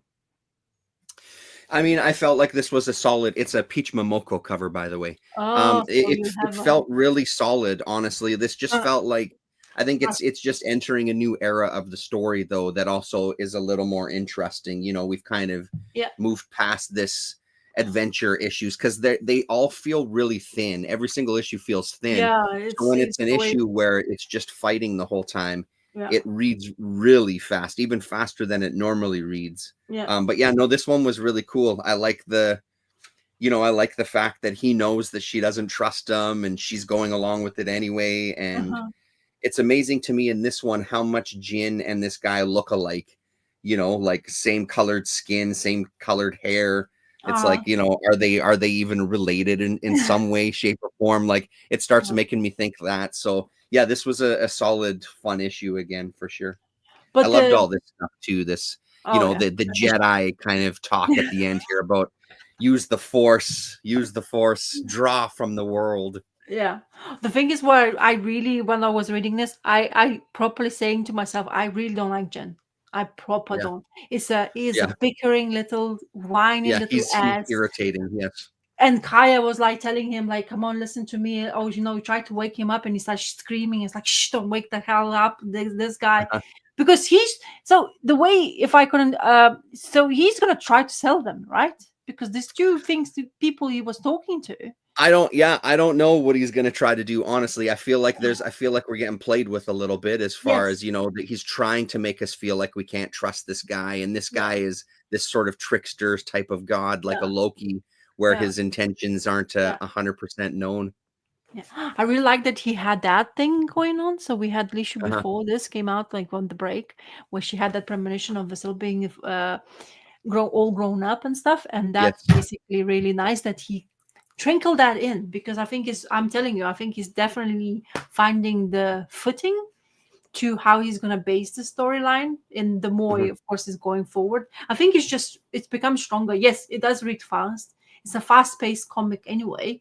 I think it's just because it's good that there's plenty of action, and we do complain, but I bet if we would have it a bit slowed down, you will say, so what's where the action kind of going? Yeah, for sure. You know what I Yeah, mean? yeah, So you never can make yourself happy, but I'm yeah. glad it's going, and I'm good with it. I took a break from it. I even actually forgot to ask my comic boy, but when I received my comic books, Kaya was there. It's like, "Phew, I forgot about it." Mhm. Because I kind of like, because it takes the gap, and that's it. Somehow my brain just switches off in some Yeah, comic books, because there's yeah. always something else. Did you pick any new comic books? I picked up one new comic, like Um, issue number one. oh, a number one? No, I did Yeah, not pick up a two. number one. No, Oh, I'm just really? double checking. But no, I, just the I heavy metal, but that was last week. I need to show you one. You probably, I don't know if you want to, but it was worth every penny. So it cost $4.99, Mhm. and it's from Image Comic Books. So it's okay if I say it? I'm talking. Yeah, yeah, yeah, yeah. Yeah. I'm gonna put in the big screen because I wanted to show it to you. It's a Tinian Ah, work. It's I called saw it on the shelf. Yeah. So Exquisite Corpses is so it's hefty. It's like almost a trade man in the comic format. I was like, could not believe how thick it is for the price. So if Mhm. everyone Fortnite like this would be, I wouldn't say it's a crazy price tag, but not all of them Yeah. doing that. So Tinian is doing this new series. It's and who's working with him? Michael Walsh. Have you heard of Michael Walsh? I haven't. No. But Jordi Belair is doing. She's a really good artist, but she's doing coloring in here, and it works. So and then when art Mhm. is doing the coloring, I think it just helps the things. But this is a story of riches in America. So families, 12 families who's like so rich, they basically in charge of anything they feel like doing, the government, everything. And it seems the premise of this book is, it's not a spoiler, that's how what you find out afterwards, is to basically have a town, village, whatever, for as a playground to decide whoever going to be in charge for the next 5 years. So that's how they entertain themselves as riches. It's really intriguing so far. Its premise is very good. I read it through. It was getting all my attention. I really like the way it's drawn. There's right at the end, I start really liking the panel pics and stuff, and how we start the story is the sheriff kind of saying his goodbyes, and you don't realize what he's doing. So they buy the sheriff away from the town. They completely give him new identity, gives him $10 million to pack his bags together, so there's no presence of policing or anything or people in charge, right? That's how they basically shut the town down. They take your radios, they take your mobile signals, they close the streets in and out of the town, and ask the sheriff to go away forever and never speak of it before. So they basically completely get rid of the identity of the guy, gives him the money, and said, if you're ever gonna even attempt to speak about us, you know what will happen to you, kind of thing. And then you find out basically who it's involved, and then you get into introduce this guy's talking to this another guy who's in charge, who is making these games work for them. And what families do, they employ 12 killers. So each member has a representative of whichever killer, and all of them have different abilities, and they basically go in there and decides whoever is in charge. But then we have the main kind of story of this first issue was this one woman from Massachusetts. I think she's in charge of Massachusetts because she's the richest of them, and she's going to this guy. He's like almost looks like Punisher type of the character. She goes into to have a conversation with him because she wants him to be her killer. And he's the guy, a disgraced soldier who has like experience of no return of killing machine richly, but he's in the hiding because the government needs to hide him away because what he has done while he was in the army, it was unforgivable for them. So he's basically in the middle of nowhere, trying not to basically be exposed to the media, and she's trying to convince him to do that. And while that's happening, their conversation, all the families are gathering in one location. And they have cards, and whatever cards you have, you get this, and that's so that's the main one. And then this introduction of the people or the killers. So there's a recluse, Leopold Strong, then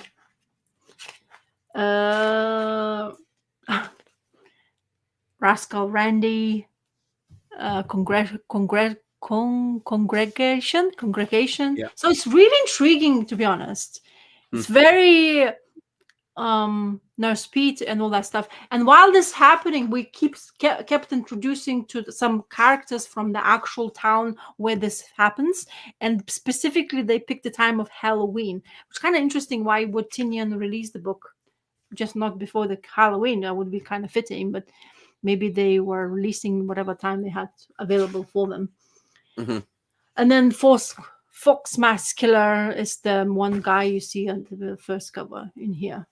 So it's really cool. It's lots of information. There's lots of backgrounds. There's this woman who has douchebag of a husband. She has a son. She works for another douchebag in the town. There's a car dealership douche, and he's basically using her to no return. And he's keep on telling her, like, oh, your family time, it doesn't matter because she came in to work on her day off. And he basically battering her for not coming on time and all that kind of stuff. So so he basically manages to introduce you to all the families, all the people kind of probably going to be permanent in here as a story. And yeah, so far I'm very intrigued. I really like this lone gunman, the soldier I'm talking about. I like the mask part. I think it's really works. Stylistically, it's very pretty, beautiful. Reading it is fantastic. Pacing of the book is really good. I don't know. I'm sold. Let's say it this way. I wasn't. Yeah, that's cool. It looks like this is my favorite page. And this is the first thing happens in that town now. Yeah, so crazy. It's kind of intriguing to see. So it's a lot. I don't know what Walsh done before, but so far this, like, whatever he's doing in here looks like the guy, like, oh, okay, I'm going to show you the sequence before that murder. but this is the sequence I really like. So he's this Leopold Strong, whatever, and this is one of the characters we're gonna be following, and the sequence to this point, and then this guy picking the mallet, it's really fantastic, and I think it's just really Mhm. like really works. I don't know, I just maybe the right, like sometimes you're reading the comic book, and everything just like ticks in the right direction, and then you get the page like Yeah, that. yeah, So it's yeah. reward after the page. If Crazy. you can, for just one issue, one for the price, I think it's well worth the time, Mhm. because you get a lot of pages. It's like, I mean, it almost looks like it's 3 comics worth of story in yeah, there. it's ridiculously thick. I mean, Yeah. in comparison, Marvel or yeah, the same price tag. Okay, Yep. let's talk the same price tag now. I don't know if you're gonna see the difference. Yeah, yeah, yeah, yeah. Do you see the same Yeah. price? This is the same price tag. Yeah, that's crazy. So just for that, I think this is really worth getting. Just for, Mhm. and then I didn't know, so I've been watching people talking about Tinian and stuff, and I was like, why they keep on calling him? So they call him Tiny Onion. Tinian, Tiny Onion. Oh, of course. Right? Yes. All right. Yeah, yeah, So and actually he's using that as his tag now. yeah. Because, Hilarious. and then what he does really cleverly, he has the promotional things already, like Yeah. merchandise and stuff like that, because he's like, look, the onion. Oh, sorry, that one there. Uh-huh. The onion. So I was like thinking everybody's like when they talks about Tinian, like keep on calling him Tiny Onion. I was like, what the hell? Wait, why are they calling him that? But now I know that apparently he's using that. This is his trademark thing now. Tiny Right. Onion. Which is like kind of weird. Yeah, man. May as well cash in on it. I know, but he's like quite popular because of the DC work and all that stuff. But Sure and then is. Yeah. House on the Lake on whatever. That Yeah. thing made him also very popular. But this is, I didn't realize it was Tinian at first. I saw the cover. I really liked the cover. I think it's really nicely colored and Mhm. represented. So I was like, okay, it looks intriguing enough. I didn't research. I looked it Yeah. up. I got it. I read it, and I was like, okay, I'm sold. I can go for it now. So it's probably going to be on my pull now. That's that Last House on the Lake or whatever is the only reason why I'm hesitant to try it out, because I really feel like he burned me on that one. You know, it did the run. It was so goddamn good. And then it was an open ending because they were doing another book and then the title changed a little bit. I really felt burnt on that, where it's like I'm kind of hesitant to give his shit a try, because that really pissed me off, because nowhere was it talked about that this was going to be an ongoing. I thought it was going to be a 12 issue or whatever it was story with a complete beginning, middle, and end, right? So that would be the only hesitation I have for that guy.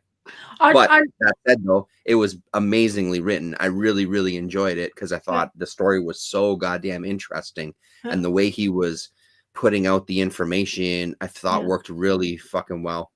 It's really easy to go into the story. Yeah. When he was getting those people coming into the gathering thing, and everybody, it never got to a point where I didn't know what's happening.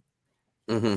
And that's a good sign of writing, like then you have that much information you want to disclose in one issue. Sometimes it can become too much of information, because we always discuss this issue one thing, like, is it necessary to be like completely telling you the whole fake picture? Or do we need, because there's not quite a complete picture, but there's so many characters, I guess he needed to have that kind of the whole thing in one thing. Do you know what I mean? Because those 12 families, the people who's in charge of the whole country kind of thing. And they were like telling like, oh yeah, there's a history books, what we say to you, that's what we dispose in information to give you on the radio, on TV, and all that stuff, and we are in charge. And that's how, in order for them to be entertained, because they have so much power and money, they decide to have this absolutely goddamn horrible game where they release mass murderers to go and have a play date literally in one town who nobody has a clue about. And then like the it's gonna be probably a lot of killing and murdering shit, which is like, I imagine. Yeah, I can clearly see that happens, and all those lunatics and all the characters. I like the way the story, especially in that murderous part of it has all this kind of diluted characters, like where they are like one of them wearing a mask in order to be a killer. Another one is a female, but she likes pyrotechnics, and it's just fascinating. But it's already been done, and we have read probably stories like this already. But it's intriguing enough for me to understand why and what's gonna go forward with. But he's also playing with this idea of what's happening these days. Like also don't forget, like what we get how our politicians these days are. Like people who have too much of whatever they feel like they have so much power because they have so much wealth in their pockets and they can deal with anything that. And it seems to be this is the right moment to do so. The story will work. But after reading it for that such an extensive issue, honestly, it's really well written for one issue. Like intriguing enough, gives you enough story, gives you the characters you want to root for already, like this mom and the child. When they like, I don't know why, maybe because I have a child now. Anybody with a child becomes like, you're like, what's gonna happen next, kind of thing. And then you have a gay couple in there as well, who is basically taking care of the child that moment when a lot of things bad happens. How they were gonna react with a kid who's not theirs. Kind of to safeguard. It's going to be it's intriguing. Of course, also a situation in this comic book that it is based, like it's going to be on Halloween. So people don't realize because all the killers are looking like Halloween characters also.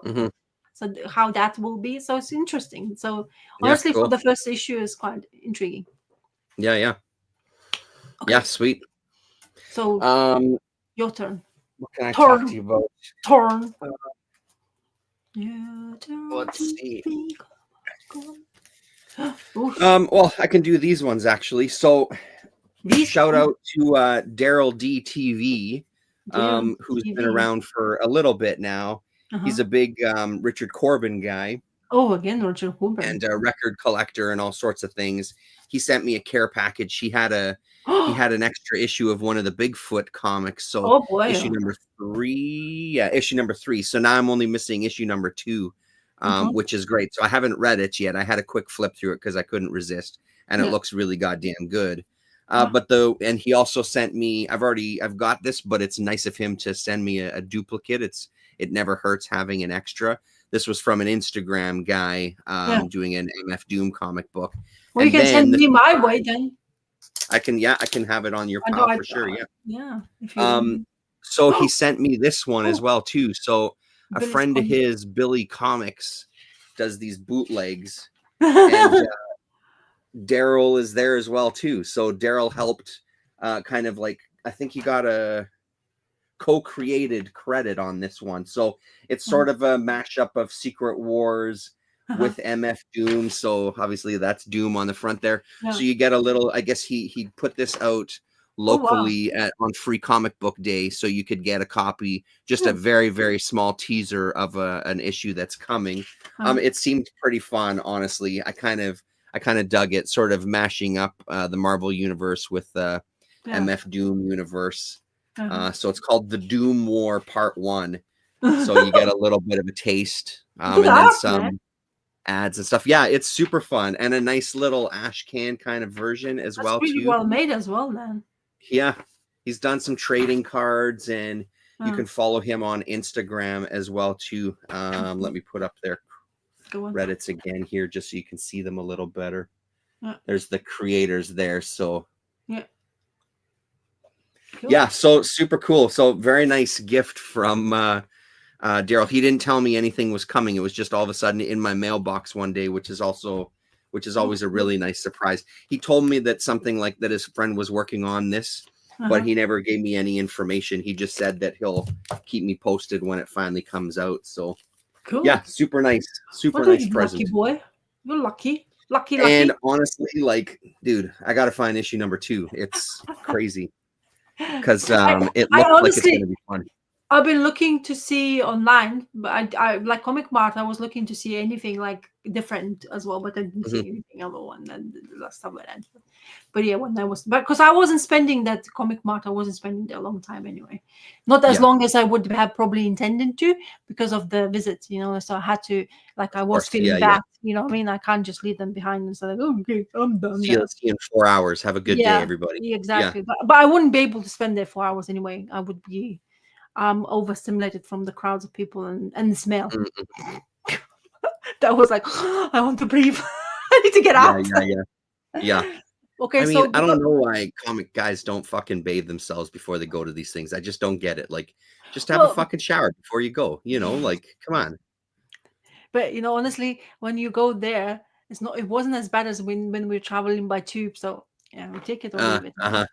The, Yeah, the yeah. tube after it's funny. So when we were in London, because of the city and smog and all that stuff, I honestly, like, at least 4 times I almost choked death. There were some smells I'd never realized how intense they can be of the city of the size. Mm-hmm. And some, like, and maybe it's the warmth, because it was really warm, to be honest, like in 20s, and no, 25 I think it was that day. So it's really hot in smog city kind of thing. So Yeah.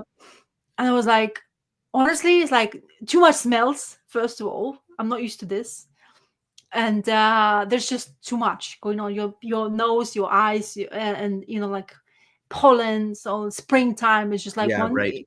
Put them all together, so I was like proper choking. But it's funny, Mm-hmm. But what happens? But with Andor stuff, so I decided to explore Star Wars, and I got one Marvel book, which is but the Star Wars 10th year anniversary, Star Wars #1.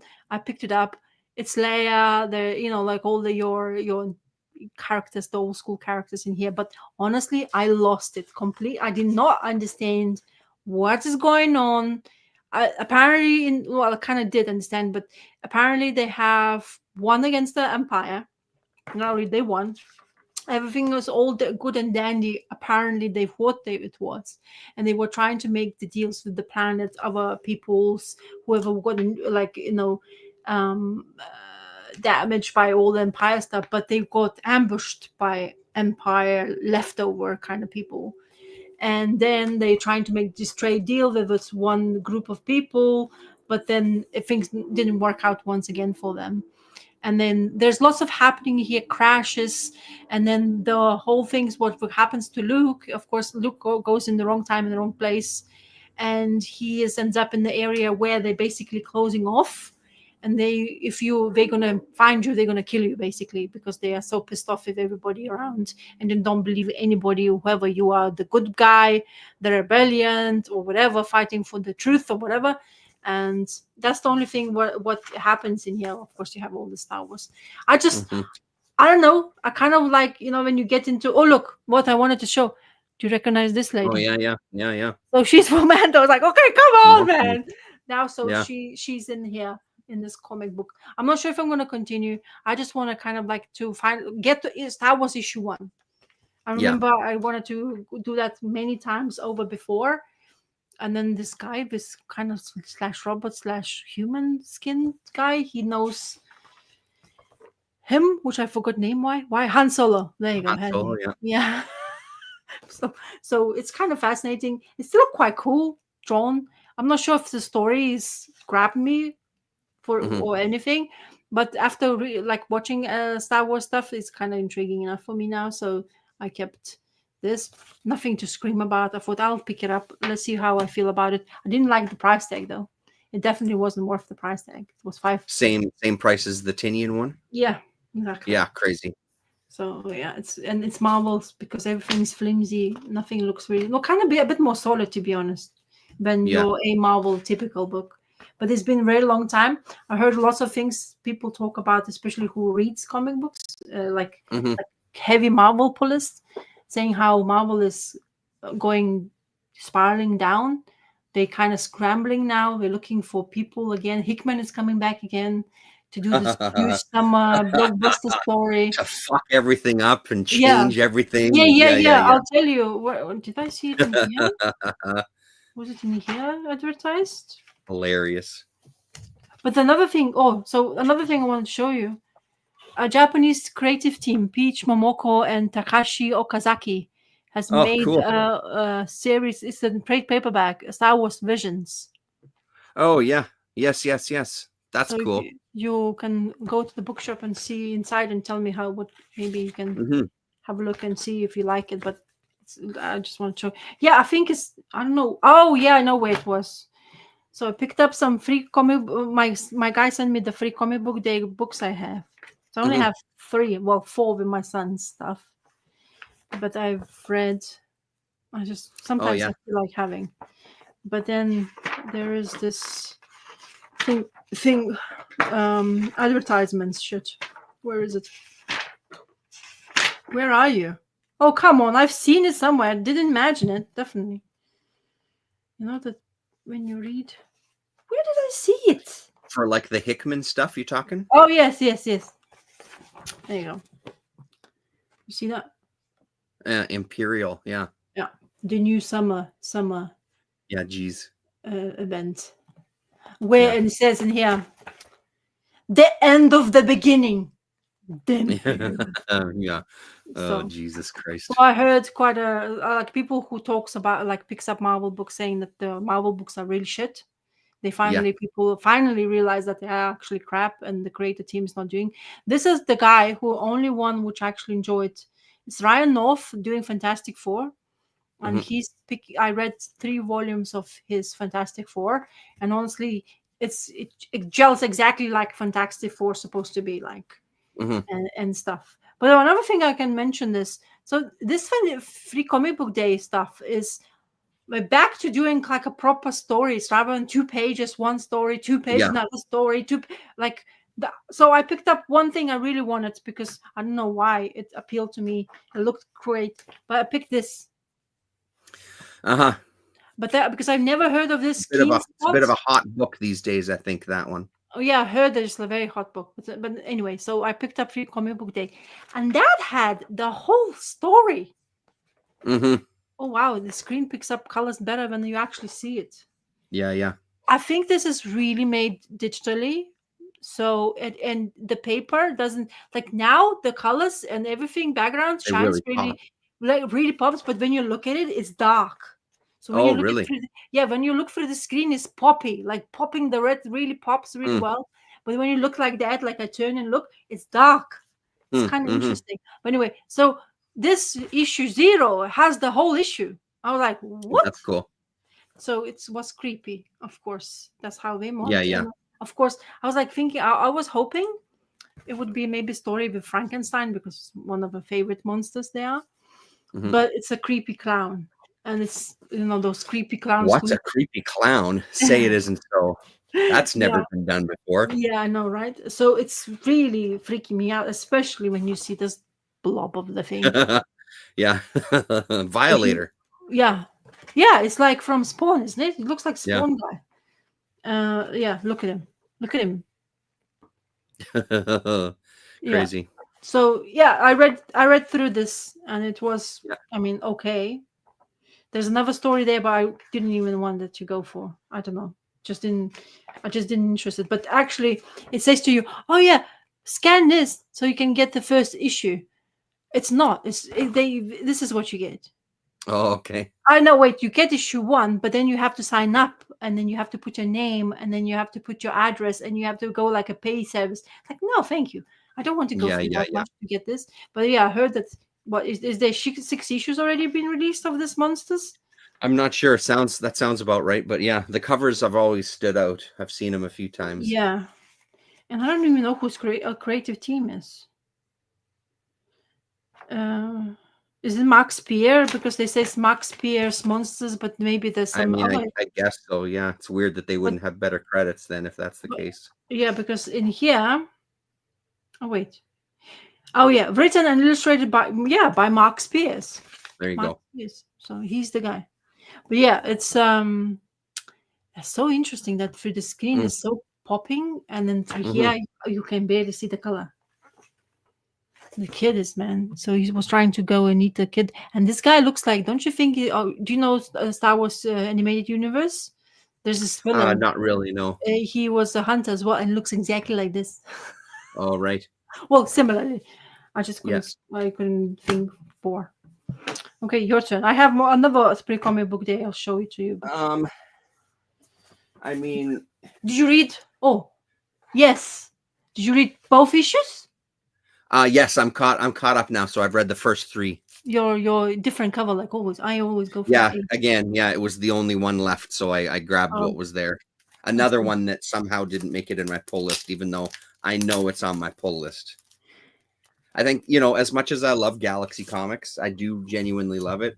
I just fuck the pull list there, man. It's Doesn't nothing work. but frustration. So it just clearly isn't working. So thankfully I got it.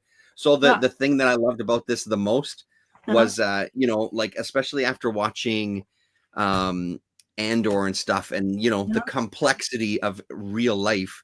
It's so nice to go to get some like comic book kind of things are just black and white. You didn't give her a plum, so it's your fault that all this happened. You know what I mean? Like, it's just, let's pare down the whole complicated universe into, you did a bad thing, you got punished. It's your fault. Right. It's so nice. Like it was, and I'm that's not a criticism. I thoroughly enjoyed it a lot. But it's such like the simplicity of the comic book universe. It's so fucking great, you know. You don't have to worry about anything else. It's I really want to try those plums now. I'm such a foodie, so I would like to try those plums. Shit, yeah. So would I. I would love to try them because I know that they they do so good. They do a lot of stuff like that, and I heard that it's like extremely sour, but it's really well paired with something else. And you know, like Koreans also have lots of side dishes before you actual meal. Like they don't have really main meal, but they have lots of side dishes. And I find it very fascinating now more than ever. Maybe because my amount of food I try to eat is as little, not as much as I used to have. Let's say this way, right? Because of, you know, age and weight and never stop weighing, like the belly just comes, you know, no matter what you eat, it's a belly. yeah. You know, it's just because. And then because I love plums, the trees, because I'm a bonsai collector. I always wanted one. I never had one.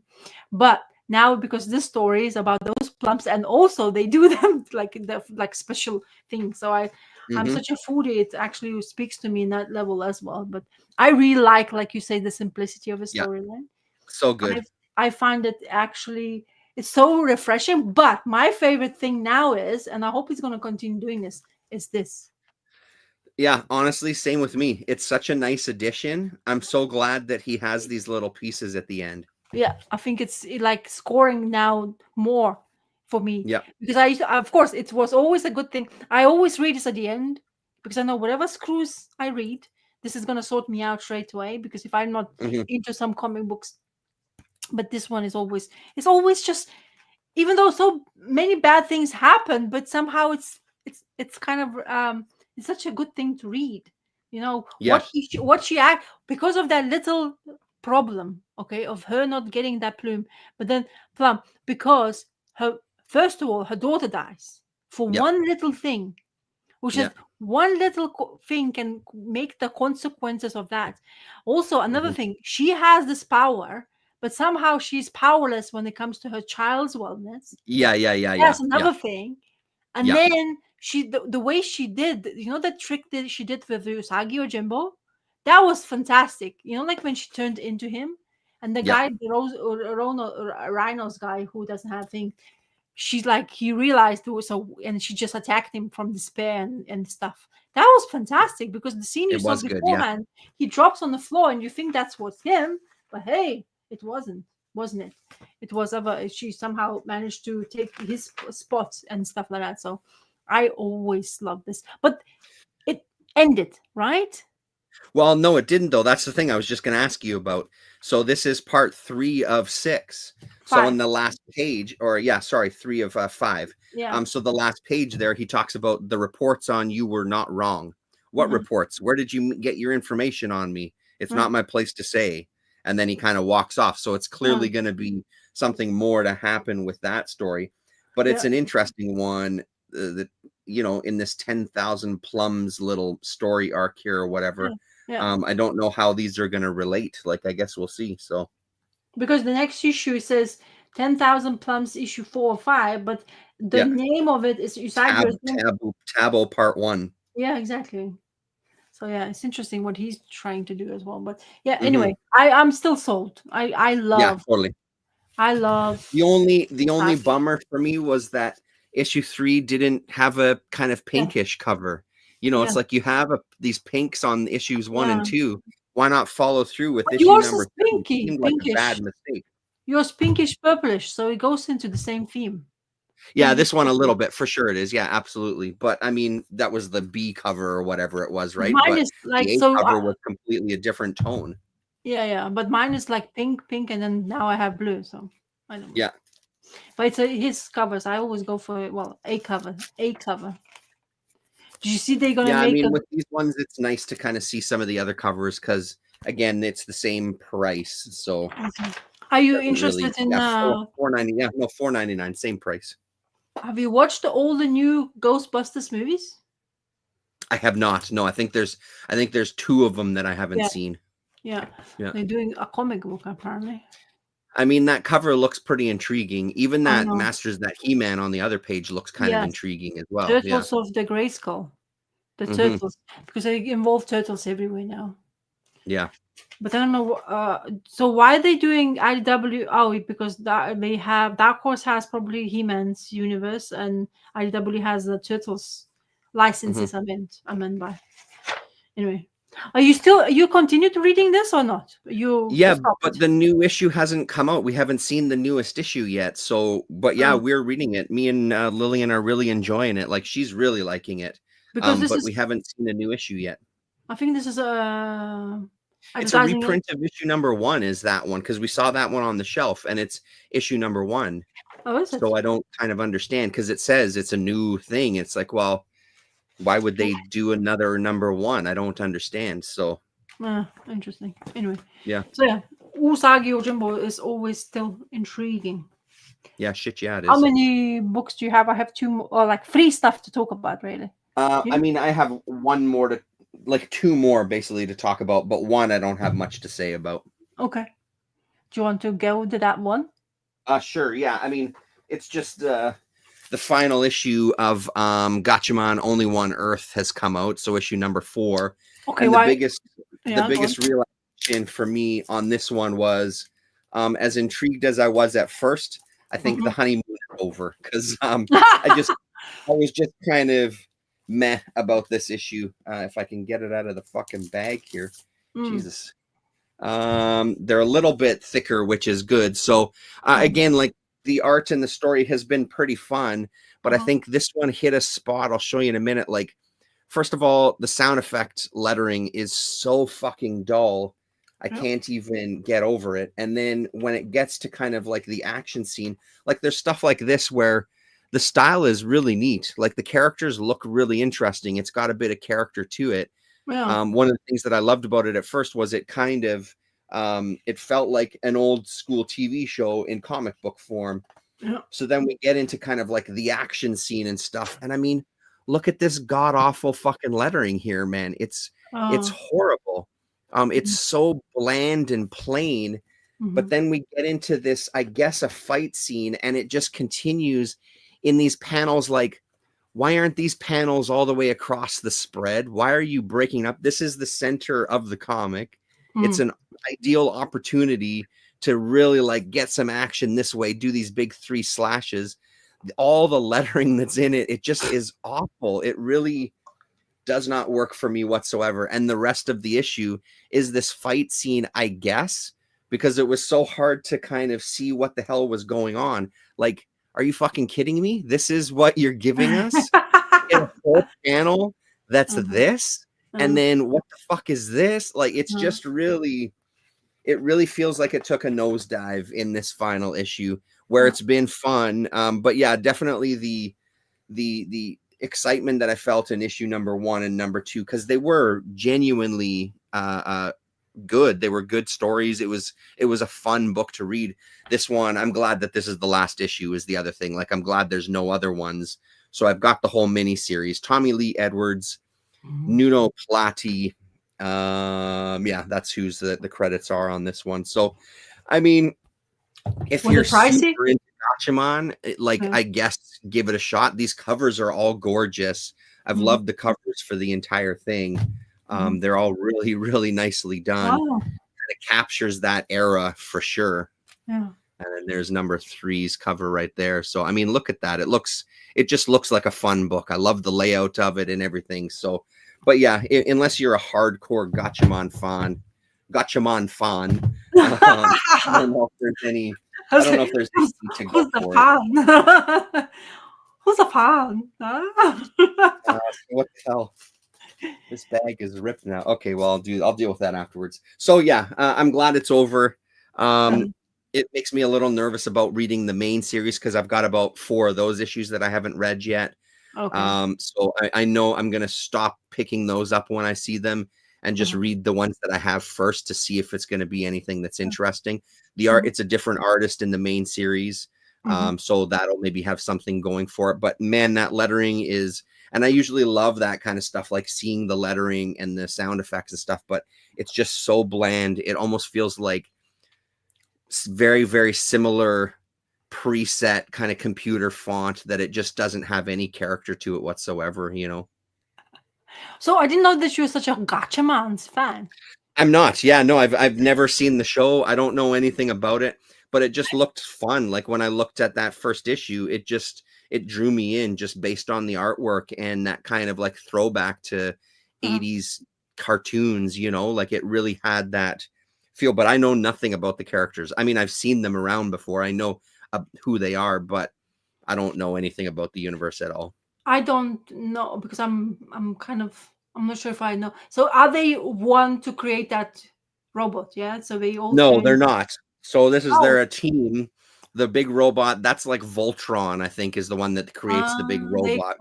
So that's also the confusion with some of this universe stuff because there's so many shows where there's a giant robot all of a sudden. Yeah. So this one is a giant robot that was buried under the earth that this princess has found, and it's the history of her culture and etc. So I mean, there was intriguing moments in it, and she's the one piloting it. She's kind of tied in with it, and it's probably going to kill her is kind of the message that's sent, right? If you pilot this thing, you're done for. I have to save my city, you know, the usual. Didn't Daft Punk had a music video with those characters in it? Oh, I have no idea. That could be, yeah. No clue. Now I'm gonna because I know I know Gatchaman because I know I remember the masks and all the way, and somehow I remember the music used to be quite intriguing to me as far as I know. I don't think I've watched maybe one episode when that came to my attention, probably. Or maybe not. I don't know. But anyway, so I'll just show you one thing here. So Lillian, it's her last year in grade 6, right? So it's kind of a graduation. So her and Alicia are out shopping for a dress for Lillian. So this is. Oh, look! Wait! I mean, look how old she's looking now. She looks big now. It's crazy. I don't know if that's focusing so well, but there you go. So that's a photo I just got sent. Is they're trying on some grad dresses. Pretty cute. So what is she? So is it the same like in England? You have in here. My son is going to primary now, yeah. But it's gonna be until year 6, which is gonna turn him into 10, 11. So she's 11 and she's young. Most of the kids in her grade are 12 years old, and then they go into grade 7. So it's like the second middle school, I guess. Yes. So middle school when I was a kid was 7, 8, and 9. Grade 7, 8, and 9. Now it's only grade 7 and grade 8. What? And then 9, 10, 11, and 12 is high school. So she'll have to go to another school after that. So yeah, it's a bit weird that it's only the 2 years of kind of middle school, I guess. So yeah, primary school for 6 years, middle school for 2, and then high school for 4, and then college or university or whatever you want to do. Shit. Yeah. So all time different school as well? Unfortunately, yeah, like there is some schools that are like a blend of junior high or middle school, and we call it junior high, middle school and a high school, but unfortunately not in our area. We don't have one like that in our area that's kind of a blend of both of them. So so her classmates going to change? Some of them. There's a lot of kids from her school going to the same school. When we went to the open house, we went with her and a few of her friends. So there's going to be a bunch of kids there that she knows. A couple of her really close friends, though, are going to private school. So she won't see them. Yeah, exactly. Hoity-toity fucking private school. which I love my daughter. She's the best. We've raised her well. Because one of the kids was like, well, I mean, because she asked, why are you going to private school? Do you want to go? Well, yeah, because the education is just better. And my daughter's like, hold on a second. Did I hear you right? So are you saying that my education, and she just kind of went in on him. I'm like, yes, that's my girl. Like, fuck you and your private school being better, you elitist fuck, like. It was so great to hear, though, that she really kind of grilled her and Wow, was like, that's hold really on cool. a second. Are you saying that I'm stupid, that I'm going to be dumber when I go to school? Like, what are you talking about here? Oh, So yeah, it was pretty awesome, but that's my daughter. That's very cool. She's a badass. Very nice. Yeah. So I've been reading some of a Green Lantern. And wait a sec, you like Green Lantern? I do. Didn't I tell you? Didn't you know? Yeah, I'd like. Of course, I mean, look at my hole. Half of it was Green Lantern. Yeah. So I don't have this in Omnibuy, but it's always available in the thing.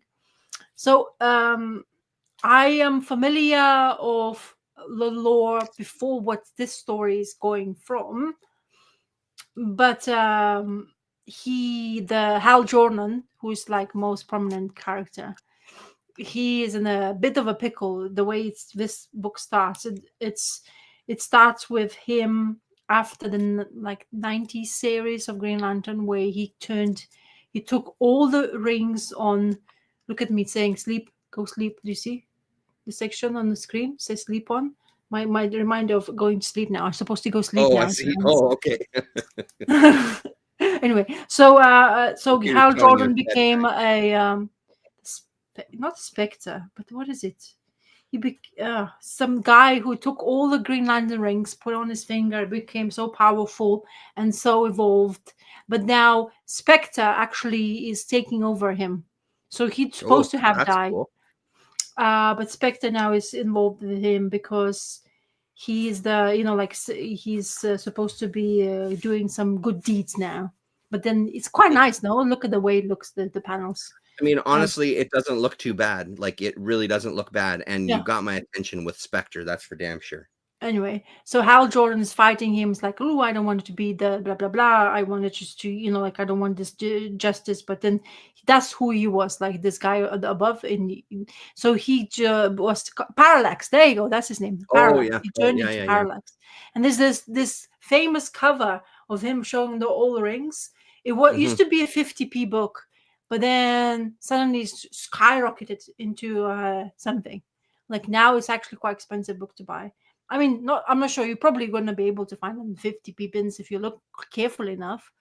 But if you go online and stuff, the book going for. But this is fantastic with Spectre stuff. I didn't know. And look at this cover. Quite fancy. It does look good. It gets to be a little too much green though on a page, doesn't it? Like, it gets a bit overwhelming, but it honestly looks pretty damn good. The art looks pretty nice. And the best Blackest Night is the best event book for Green Lanterns. And it's really well written in that sense. So I'm starting reading this story, and the way it starts. So it starts from him dies because of Parallax. Then Spectre takes over, and now we're seeing this aftermath of Geoff Johns basically taking over and doing his own bit, which, as we know, is extremely popular. If you're a Green Lantern reader, the first person probably we will recommend you to go for reading is Geoff Johns, and he has like 3 omnibus volumes of material for you to go into. And it's really, if you at all interested in Green Lantern, this goes really well. So there's lots of things happen. Guy Gardner has this weird thing happening to him where he's turning into this being, but then he has adverse effect and he gets like completely kind of like taking over his body and stuff. Hal Jordan is like comes back to basically talk to his old buddies, to reminisce of the old good times, how it used to be, how we were Green Lantern Corps before, like those Green Lantern Corps comic books I was picking up. Also the Oliver of original series, where Neil Adams has been like extremely popular of that Green Lantern. So if you're a Green Lantern fan, you definitely would like to pick up that run of O'Neill's, because it's the most famous ones. They talk about drugs, the famous thing with kid is shooting drugs into his veins and stuff like that. So they were together as a Right, like buddy. his sidekick or something, right? Wasn't it that on that cover or something? Yeah, sidekick, yes. So Oliver, the Green Arrow's sidekick, whatever his name is, Speedy? No, I don't remember. Yeah, I've got no clue. anyway, so one of his sidekicks was shooting up, and then you have this guy, Black Hand, who is always wants the power, never wants to be, but then they getting the justice now. So because Hal Jordan has now Spectre took over his body, he kind of mixed between two together now in here. So Spectre must deliver vengeance. I am the, like almost like spirit of vengeance. So it's the same what That's Marvel exactly is what he is. Yeah, spirit of vengeance. Yeah. Yeah, exactly. Because what Marvel is doing with Ghost Rider, isn't it? Ghost Rider is spirit of vengeance in Marvel universe. So DC has a specter of that. So yeah, it's really cool. So far, it's very intriguing. I'm thoroughly into it. It's a lot of involved storyline, which is quite complicated so far. And then this is the side effect. So it's basically his body is getting ripped apart because something happens and there's people like behind it, where basically Guy Gardner is completely like shredding, like he's like exploding, but apparently there's some bits and pieces to pick up. And then because of the Parallax situation, apparently when Parallax happened, his coastal city where the Hal Jordan is from completely vanished. It was like almost nuclear bomb happened. And now, because he has this power of spirit of vengeance, suddenly it appears out of nowhere. The whole city, no people, the whole city is back again, like it never happened. It seems to be everything, whatever Hal Jordan, because Green Lantern's power is whatever your mind tells you to want to do, it will appear. Like the way they fight and do wield the power of the ring, is that's what's happening to them. And then look at that. Guy Gardner is basically shred to pieces, and basically nothing almost left of him. So, and then there's Justice League. Look, Power Girl with the famous boob window. Yeah, and stuff like that, and all the Justice League, and of course Batman always being a Batman, such a douche. He comes like says, I am in charge. I am in charge. I have an opinion. And even the Jon Stewart, the quiet one, the one who's all about the rules, telling him off. It's just so hilarious. It's like, what the fuck? Bruce, you always keeping telling us like la la la la la, and now you're just poking, and I have lost my patience, kind of thing with you. Yeah. So it's so funny. But yes, you're a douche. Yeah. The Batman is always in there like poking. It's like, I know what's better, blah, blah, blah. And he's like in that Justice League tower above the earth talking and stuff like that. It's really cool. Honestly, so far it's right up my alley. It's like if I like Green Lantern, so of course I'm gonna enjoy it. But I didn't realize that this is how they start, because when you start picking up like in singles, so I try to collect in singles whatever I never had, because when I started getting into more Green Lantern, I wanted to do so. This story is not in from the beginning. So this is a special 6-issue series, which was produced beforehand. So I don't know. It's kind of intriguing for me. But yeah, it goes back in the history. It also like always keeps telling Hal Jordan's story, how he's became what he was, with the history with his missus, who was in charge of the airlines, who is becoming the purple power of Green Lantern, which I'm now blanking the name of the superhero names. But anyway, I always wanted her first appearance is out of price tag for me now, because it's in the Green Lantern 60s. I think that time it came out. The first volume of Green Lantern. It's her first appearance as a purple lantern. And then Zatanna's here with her fishnets, which is always intriguing for some. And stuff like that. So it's really cool. It's a lot of like Mr. Terrific is there, a lot of it. All the good stuff, all the passion and things, and a lot of fighting, a lot of actions. And like as I say, that Spectre stuff is kind of intriguing, because I didn't realize like he was so permanently involved in that. And then so funny enough, so when things happens, Hal Jordan gives away his ring to Oliver to get to Green Arrow to hold it for him. And then the guy who they saw before, the Black Hand, he was trying to take that ring away from him, because of course Green Lantern rings gives you power, but you're supposed to be a wielder pure of heart or something, or you're supposed to have the power, the willpower in order to wield the ring. If you don't have a willpower, ring won't work for you. It won't be accepted. So, and stuff like that. Oh, look, he's back. And now there's a typical 90s ghetto. That's what leather jacket, the crew neck top, no, not crew neck, but that turtleneck thing. Yeah, fascinating, really cool. One of the good reads of, and it's also so I used to be able to read my digital comic books before sleep. No, what happened after my latest birthday seems to be I go sleep really quickly. So I can't read. It's like a couple of pages, like, oh, fuck it, I can't do this.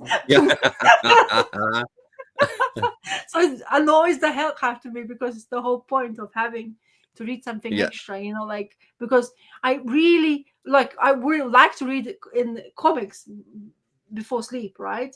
But then I have to have my light on, and that that drives me absolutely up the wall. So now I thought the tablet will be a extremely good service to me. But now my eyes saying, oh no, you don't want that anymore. 2 pages in. So now I try to basically what I'm doing now, so it's not a very good habit, I guess, but I always like to watch before I sleep something. So we watch some TV show, some like Poirot, let's say, really very. I know already those episodes. It's just so soothing for me. So I usually put on detective show, and that's like will get me to sleep. But now I can't do that either because I rather now read for like before sleep, and then I go sleep. So I actually changing my habits now, which is kind of funny. I'm getting old, I guess. Is that what's that called? It happens. Happens to the best of us, whether we like it or not. And the last free comic book day I had is this Energon universe, but it's like 3 pages of each stories. There's 3 stories in here, and it's a G.I. Joe, written by Joshua Williamson, Daniel Warren Johnson's Transformers, which I read before, but I stopped reading it, and Void Rivals. I saw the first volume hardcover of that stuff too the other day. I was tempted to pick it up. It was a little too expensive though. Is it? Maybe it was like it was around $60 Canadian, somewhere around there. Wow. It was a nice looking book and everything, but it was a little too much. I'll show you Daniel Warren Johnson story. He is like when you read it, like I mean, Jorge Molina I think took over his because he's just writing it now. But his work, it's like his work here. It's just screams action and stuff, like the way he draws and stuff. Yeah, I mean, it looks good. There's no doubt about it. In this story, really cool in this story, Daniel Warren Johnson shows when one of the robots becomes, like you have. I remember you posting an Instagram video of you making music, that scratchy noise you call music. Yeah. It's kind of reminding me, and it fits with that. This fits the story quite well, but it wasn't Scratch's music you like. It's jazz. Yeah. But he was telling he was so passionate. Look, I found this gadget. It makes this god awful sound, and everybody was like trying to tell him, shut it off because it's so fucking annoying. And he's like, oh no, I found this power. And then afterwards, a year later, they go in present day and they hear the same scratch noise, and apparently that's just the jazz playing in the background. Oh, that's hilarious. So yeah, this is the story you have on this Transformers. It's kind of hilarious. If you can find this, it's so funny. It's just I like this Energon universe, to be honest. Oh look, there's one. Hello, comics fan. Howdy. Oh yeah, there was at least one person says hello. Yeah. But anyway, this free comic book day, it's quite intriguing. Nothing really screams of a story, to be honest. Yeah. The G.I. Joe, I probably would be able to read G.I. Joe because the way it's written. Joshua Williamson's writing is easy as well. Quite cool. And then they mixed, don't forget, G.I. Joes with Transformers now.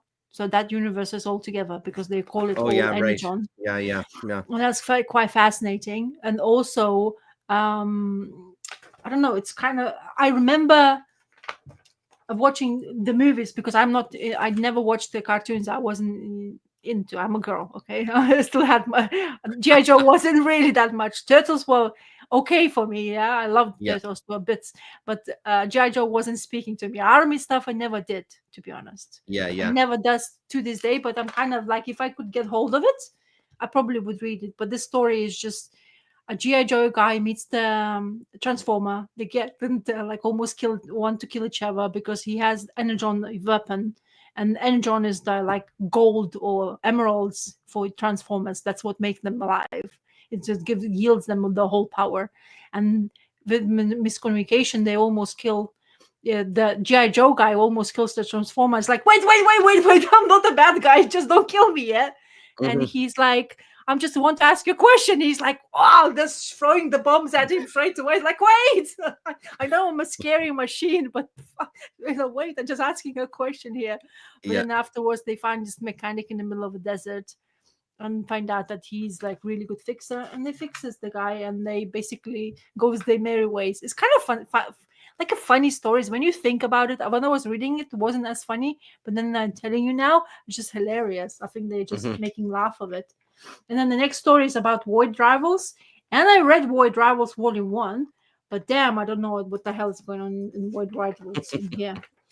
It looks like, because it's aliens before Transformers or Transformers before aliens, something like that. It's quite intriguing. It's Kirkman's work, Mm.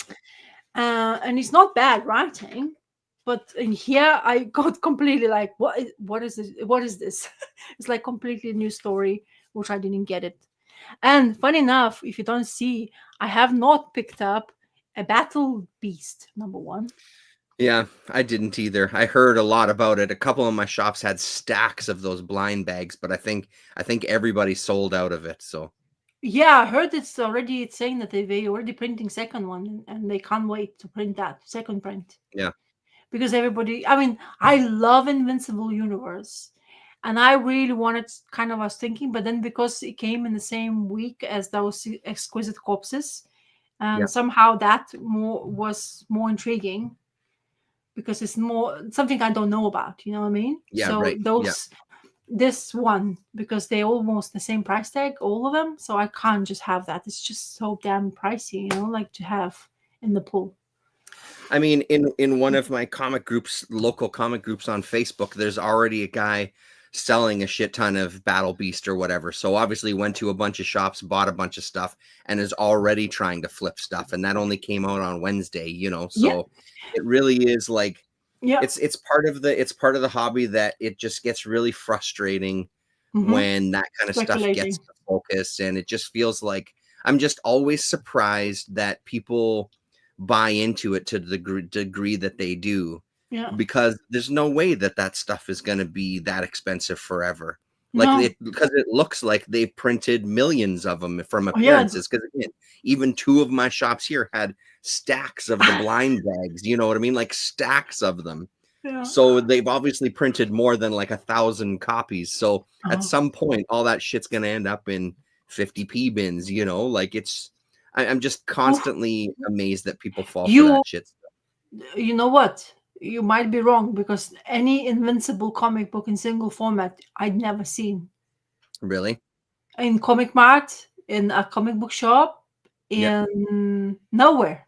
Mm, I don't recollect, because I read them and collected, and there's plenty of collected edition the way yeah. you want them to read. Actually, they now have in compendium format because the TV show came out and it was quite popular, so people can catch up. So those phone book size Hmm. comics.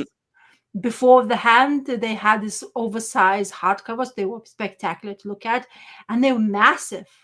They like ginormous, like those Yeah. big stuff, like completely, like I don't know how many pages.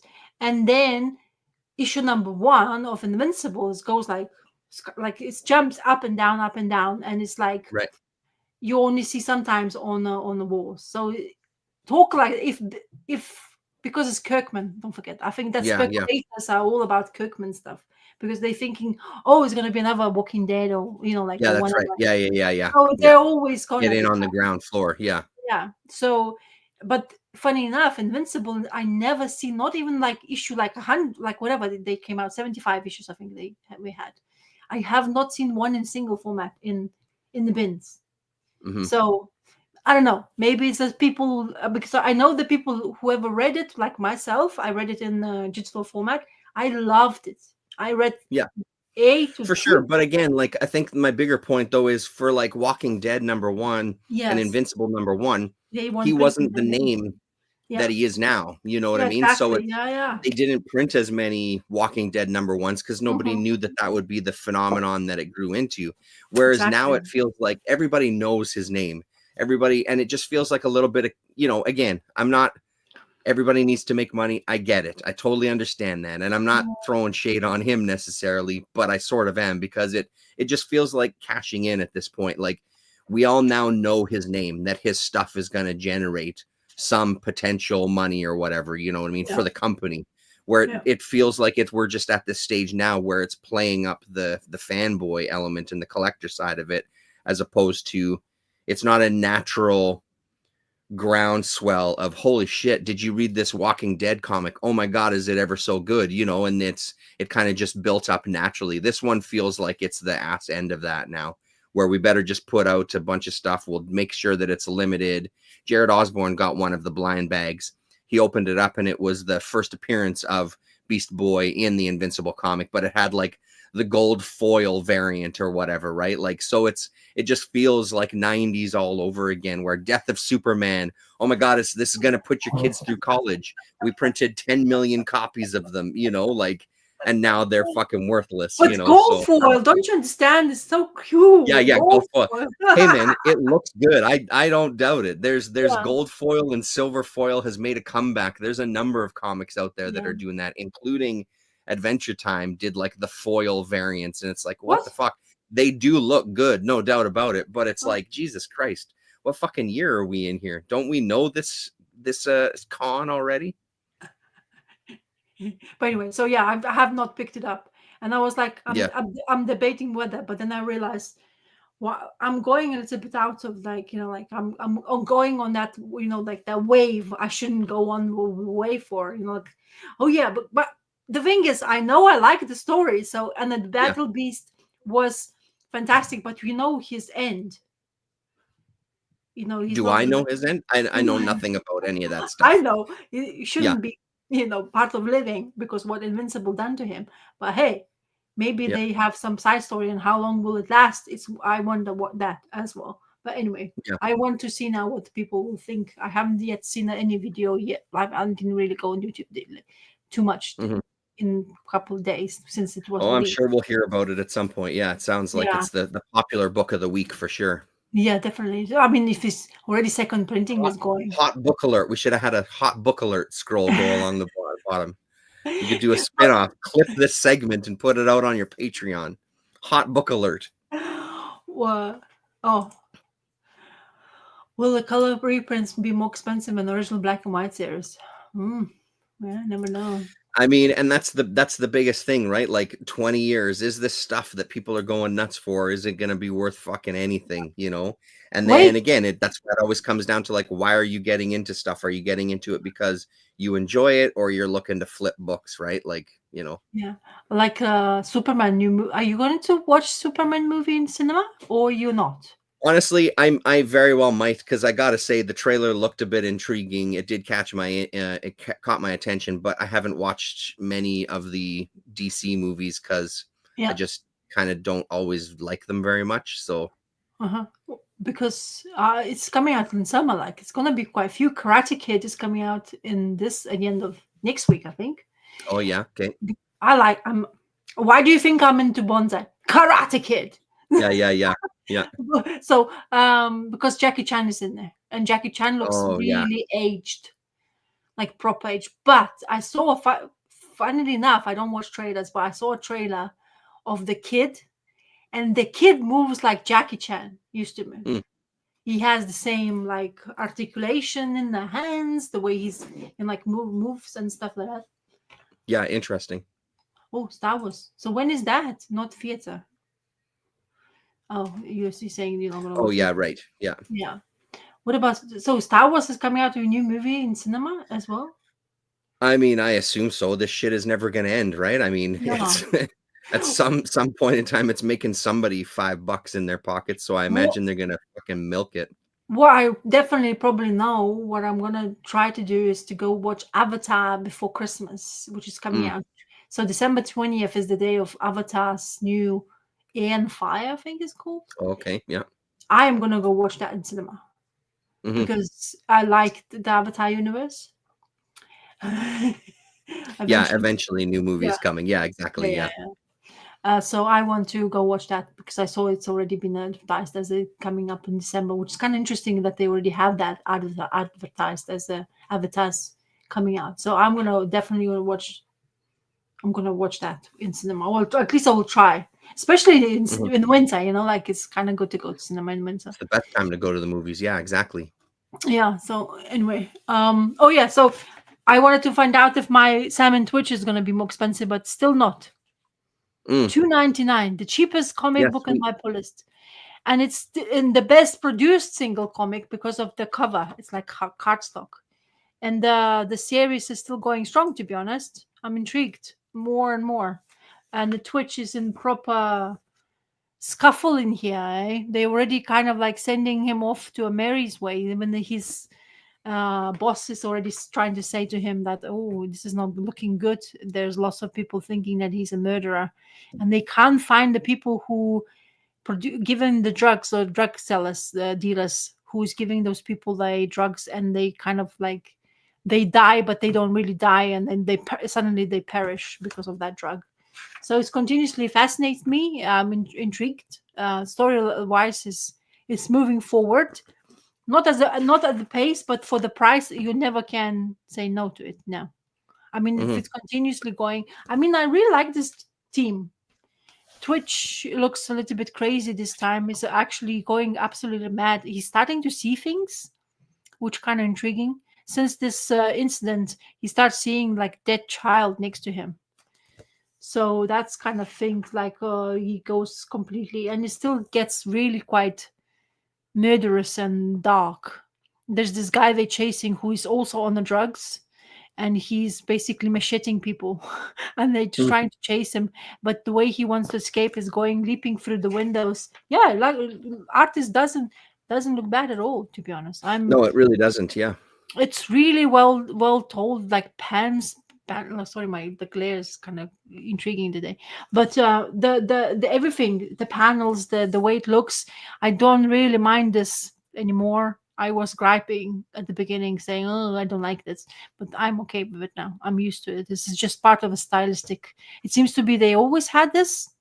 I watched somebody reviewing the complete editions of Twitch. They come out like like collected editions from previous works, and apparently it's all the same, similar, exactly that, like the way we're doing the bubbles and speeches and stuff. So in here, basically Sam is trying his best to find solutions, but he's not as good as a detective as Twitch is, and Twitch is not really in his own good mind.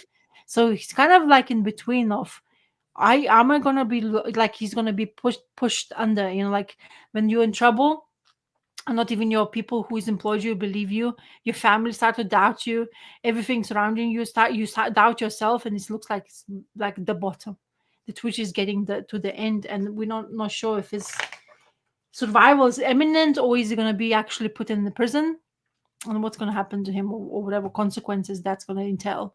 And if that's not going to work, that means that no more team together, So it's kind of intriguing. Still really good. I read it.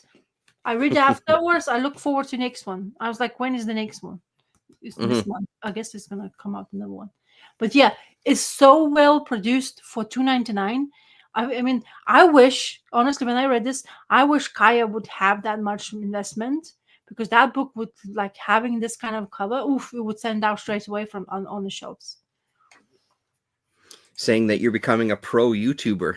I'm telling you, Patreon next. Well, me, because of a light in the background. Yeah, because yeah. I love because it looks good. Yeah, it looks. Yeah, it I looks love great. the light in the back. I can actually, honestly, I have this app where I could actually change the color background, but I picked such a nice blue hue. I don't want to change it because Yeah. like you have the color wheel. It's almost like picking your own color. Like I managed to wheel it to a right moment where I really like it. Yeah, it's tough So to yeah, dial it in where you like it. Yeah. yeah, exactly. But this is still winning me. Like I really like reading this, and it's you don't see Spawn in there, Mm, which I kind of hoped they would have seen like once a blue in the blue time, but you don't really. You just them they're completely concentrating on these two characters, and they giving them like how, like those two team detectives, and it works for me because I'm such a fan of that mhm. kind of dynamic. But yeah, it's the interesting how Twitch, because used to be the most grounded, and Sam is like the wild dog, like he's the muscle. He's kind of like punching, going under, like not supposed to by the rules. And Twitch is always like, you go this way, I'm directing you now. And now he is gonna be in charge of his case, and it looks like, oh boy, Twitch is in fucking trouble because this guy doesn't looks like he has the same abilities as Twitch has. Do you know what I mean? So it's Yeah. intriguing, but I don't know where we're gonna end with this, because so this is issue 13. Yeah, 13. The last story was like 6 or something issue story. So I'm intrigued, but I heard that he said that they want to increase the prices. Maybe he's gonna do it from September. That's what they Mm, usually have. But yeah, it's nice to have that book of 2.99. It's so rare now. yeah. So shit now. Every book, like every new number one, 4.99 now. It's like fuck. It's a lot of dins for just It's issue a lot, one. man. Especially when you go out and buy 3 books, like then you gotta then converting it to Canadian dollars, it's like 3 books and you're spending over $20. It's like, what the fuck am I doing here? So the last one I'll kind of talk Yeah, go. about is the new heavy So heavy metal, metal. which is out a couple of weeks ago at this point. So I don't know, almost halfway through it. Man, I'm really digging it quite a bit. I think that the biggest thing that works in this one is sort of, it feels like it's more a throwback to the original heavy metal magazine, like when Grant Morrison took it over there for a while. I'd picked up a couple of issues just to try it out, and I don't know, there was just something about it that wasn't that appealing. I think part of what makes this one good is you get some artists that have been around for a while in heavy metal. So this is Enki Bilal doing something called Bug. The biggest complaint about this one is the text is so fucking small. Like it really took a lot out of me to read like a big box like this. It's really difficult. It feels like it could have been blown up a little bit more. His style, he's still very recognizably him. No, it's all new stuff. So this is all new stuff. So it's very much him, but the style has changed a little bit. This is a pretty cool story. Again, like we were talking about earlier, all electronic devices have stopped. Nothing is working on Earth, and there's these astronauts stuck out in space who are going on a rescue mission. They find a bunch of the astronauts dead. One of them is still alive. He's got a wound on his neck. And I won't tell you any more than that, but it's a super intriguing. Bug is gonna crawl out, yes? I don't know. Maybe it won't. I'm not saying anything. You got to buy the book. And they do a nice little brief kind of history of heavy metal, just talking about a bunch of the artists and stories that appeared there and things. So that's nice to give people a little bit of reference. Yeah. And then the Mercenary is back too. So the Mercenary also was in the original heavy metal as well too. I believe it's the same artist, Vicente Sigreles, I think is how you pronounce it. It wasn't the Mercenary stuff, like as much as it looks beautiful, it never was a story that I was really into. And reading this, I feel about the same about it as I did in the past. Like it was okay. It's beautiful to look at, but it was just okay. It feels like it's sort of this trying to be like the sci-fi fantasy sort of epic. This one, it's kind of weird. He puts on the face of this spider that he has killed because he has to go and kind of disguise himself as like the king of these insects to get his dragon back and stuff. Oof. And because it's heavy metal, there's boobs in it, which is never a bad thing. Why is she such a hero? She just puts a shirt back on, eh? Yeah. And then there's a couple of stories that are sort of taken from the heavy metal movie. So this would being one of them. The Lochnar was the kind of the orb that kind of took us through the story in the heavy metal movie. And in one of the stories was this sort of I don't know, ghostly world of this bomber pilot. So Oh, this wow. sort of takes that premise there and kind of runs with it a little bit. Super cool. This one is Craig Wilson is the writer and the artist. Kind of a fun one, you know. So far it's really feeling like that classic era of heavy metal. We get a one pager here as well too. Again, it's heavy metal, so there's nudity. Who's the creator? John Workman on this one pager here. Mm-hmm. And then Burton and Sib was also a throwback to the original heavy metal. I've got a collection of early stories as well. So it's fun. Like I'm gonna be picking up some more. That's kind of as far as I've read. They have a little I think it's Hildebrandt. Greg Hildebrandt, maybe. Let's see here. Let's get Greg Hildebrandt. So a little gallery. And again, this is something they used to do as well, focus on an artist and show off some of the paintings. He's done a bunch of stuff for obviously DC as well. And yeah. And just kind of continues, you know, every story has its own kind of style. There's stuff that looks really modern, but there's a bunch of stuff that looks kind of like that older style heavy metal. Tarna is in here for a couple of stories as well too. And you know, like here's some Tarna on this side, and then another story with a very different kind of look and feel to it, especially side by side. So it feels like they're experimenting a little bit, trying to give some people a voice. And a shout out again to Gore Vidal. He did a video on this because Valentina is back. It's a different artist, obviously. So one of Gore Vidal's favorite comics, Guido Crepax. And it looks really, really sharp. It looks really, really good. And one of the things that I loved the most was Paul Kirchner's The Bus strip. So the bus is back for some strips as well. So it's great. It's really, really good. It's goddamn thick. Its legacy number is 321, but this is issue number 1. So well worth it. And I think like if it stays at this quality, I'm gonna be sticking around with it for sure. How much money? It was $14.99 for this magazine. But you're getting how many pages here? Let's see if they're actually numbered. And of course, there's a million covers. 227 pages. Oof. Yeah, so I mean, it's a thick. It's a really sizable issue for sure. So how are you gonna store them? Skimping at all. How are you gonna store them? Do you have a magazine box? I've got room down here under my other table with all my heavy metals. I don't know if the camera will reach, but let's see if I'll just show you. Yeah, down there is all my heavy metal magazines. That pretty much that whole thing there is all heavy metal. And then I've also got the case in the corner with some magazines on it as well. So I've got room. It doesn't look like you have room there, but yeah, if you say so. Yeah, no, it's not much room. Granted, but there is a little bit of room there still. So how often they gonna? I think I asked last time, but remind me how often they. I'm not sure if it's coming out like quarterly or.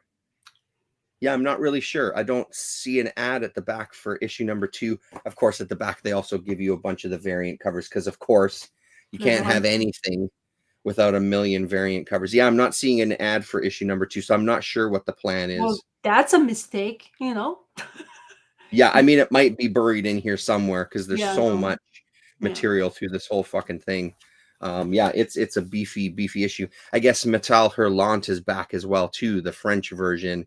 Oh, is it? I saw on social media today. Yeah, there's a new number 1 of that as well. So, but then they have their own creative team now. I'm assuming so. I didn't see what was inside it, just a kind of posting about it.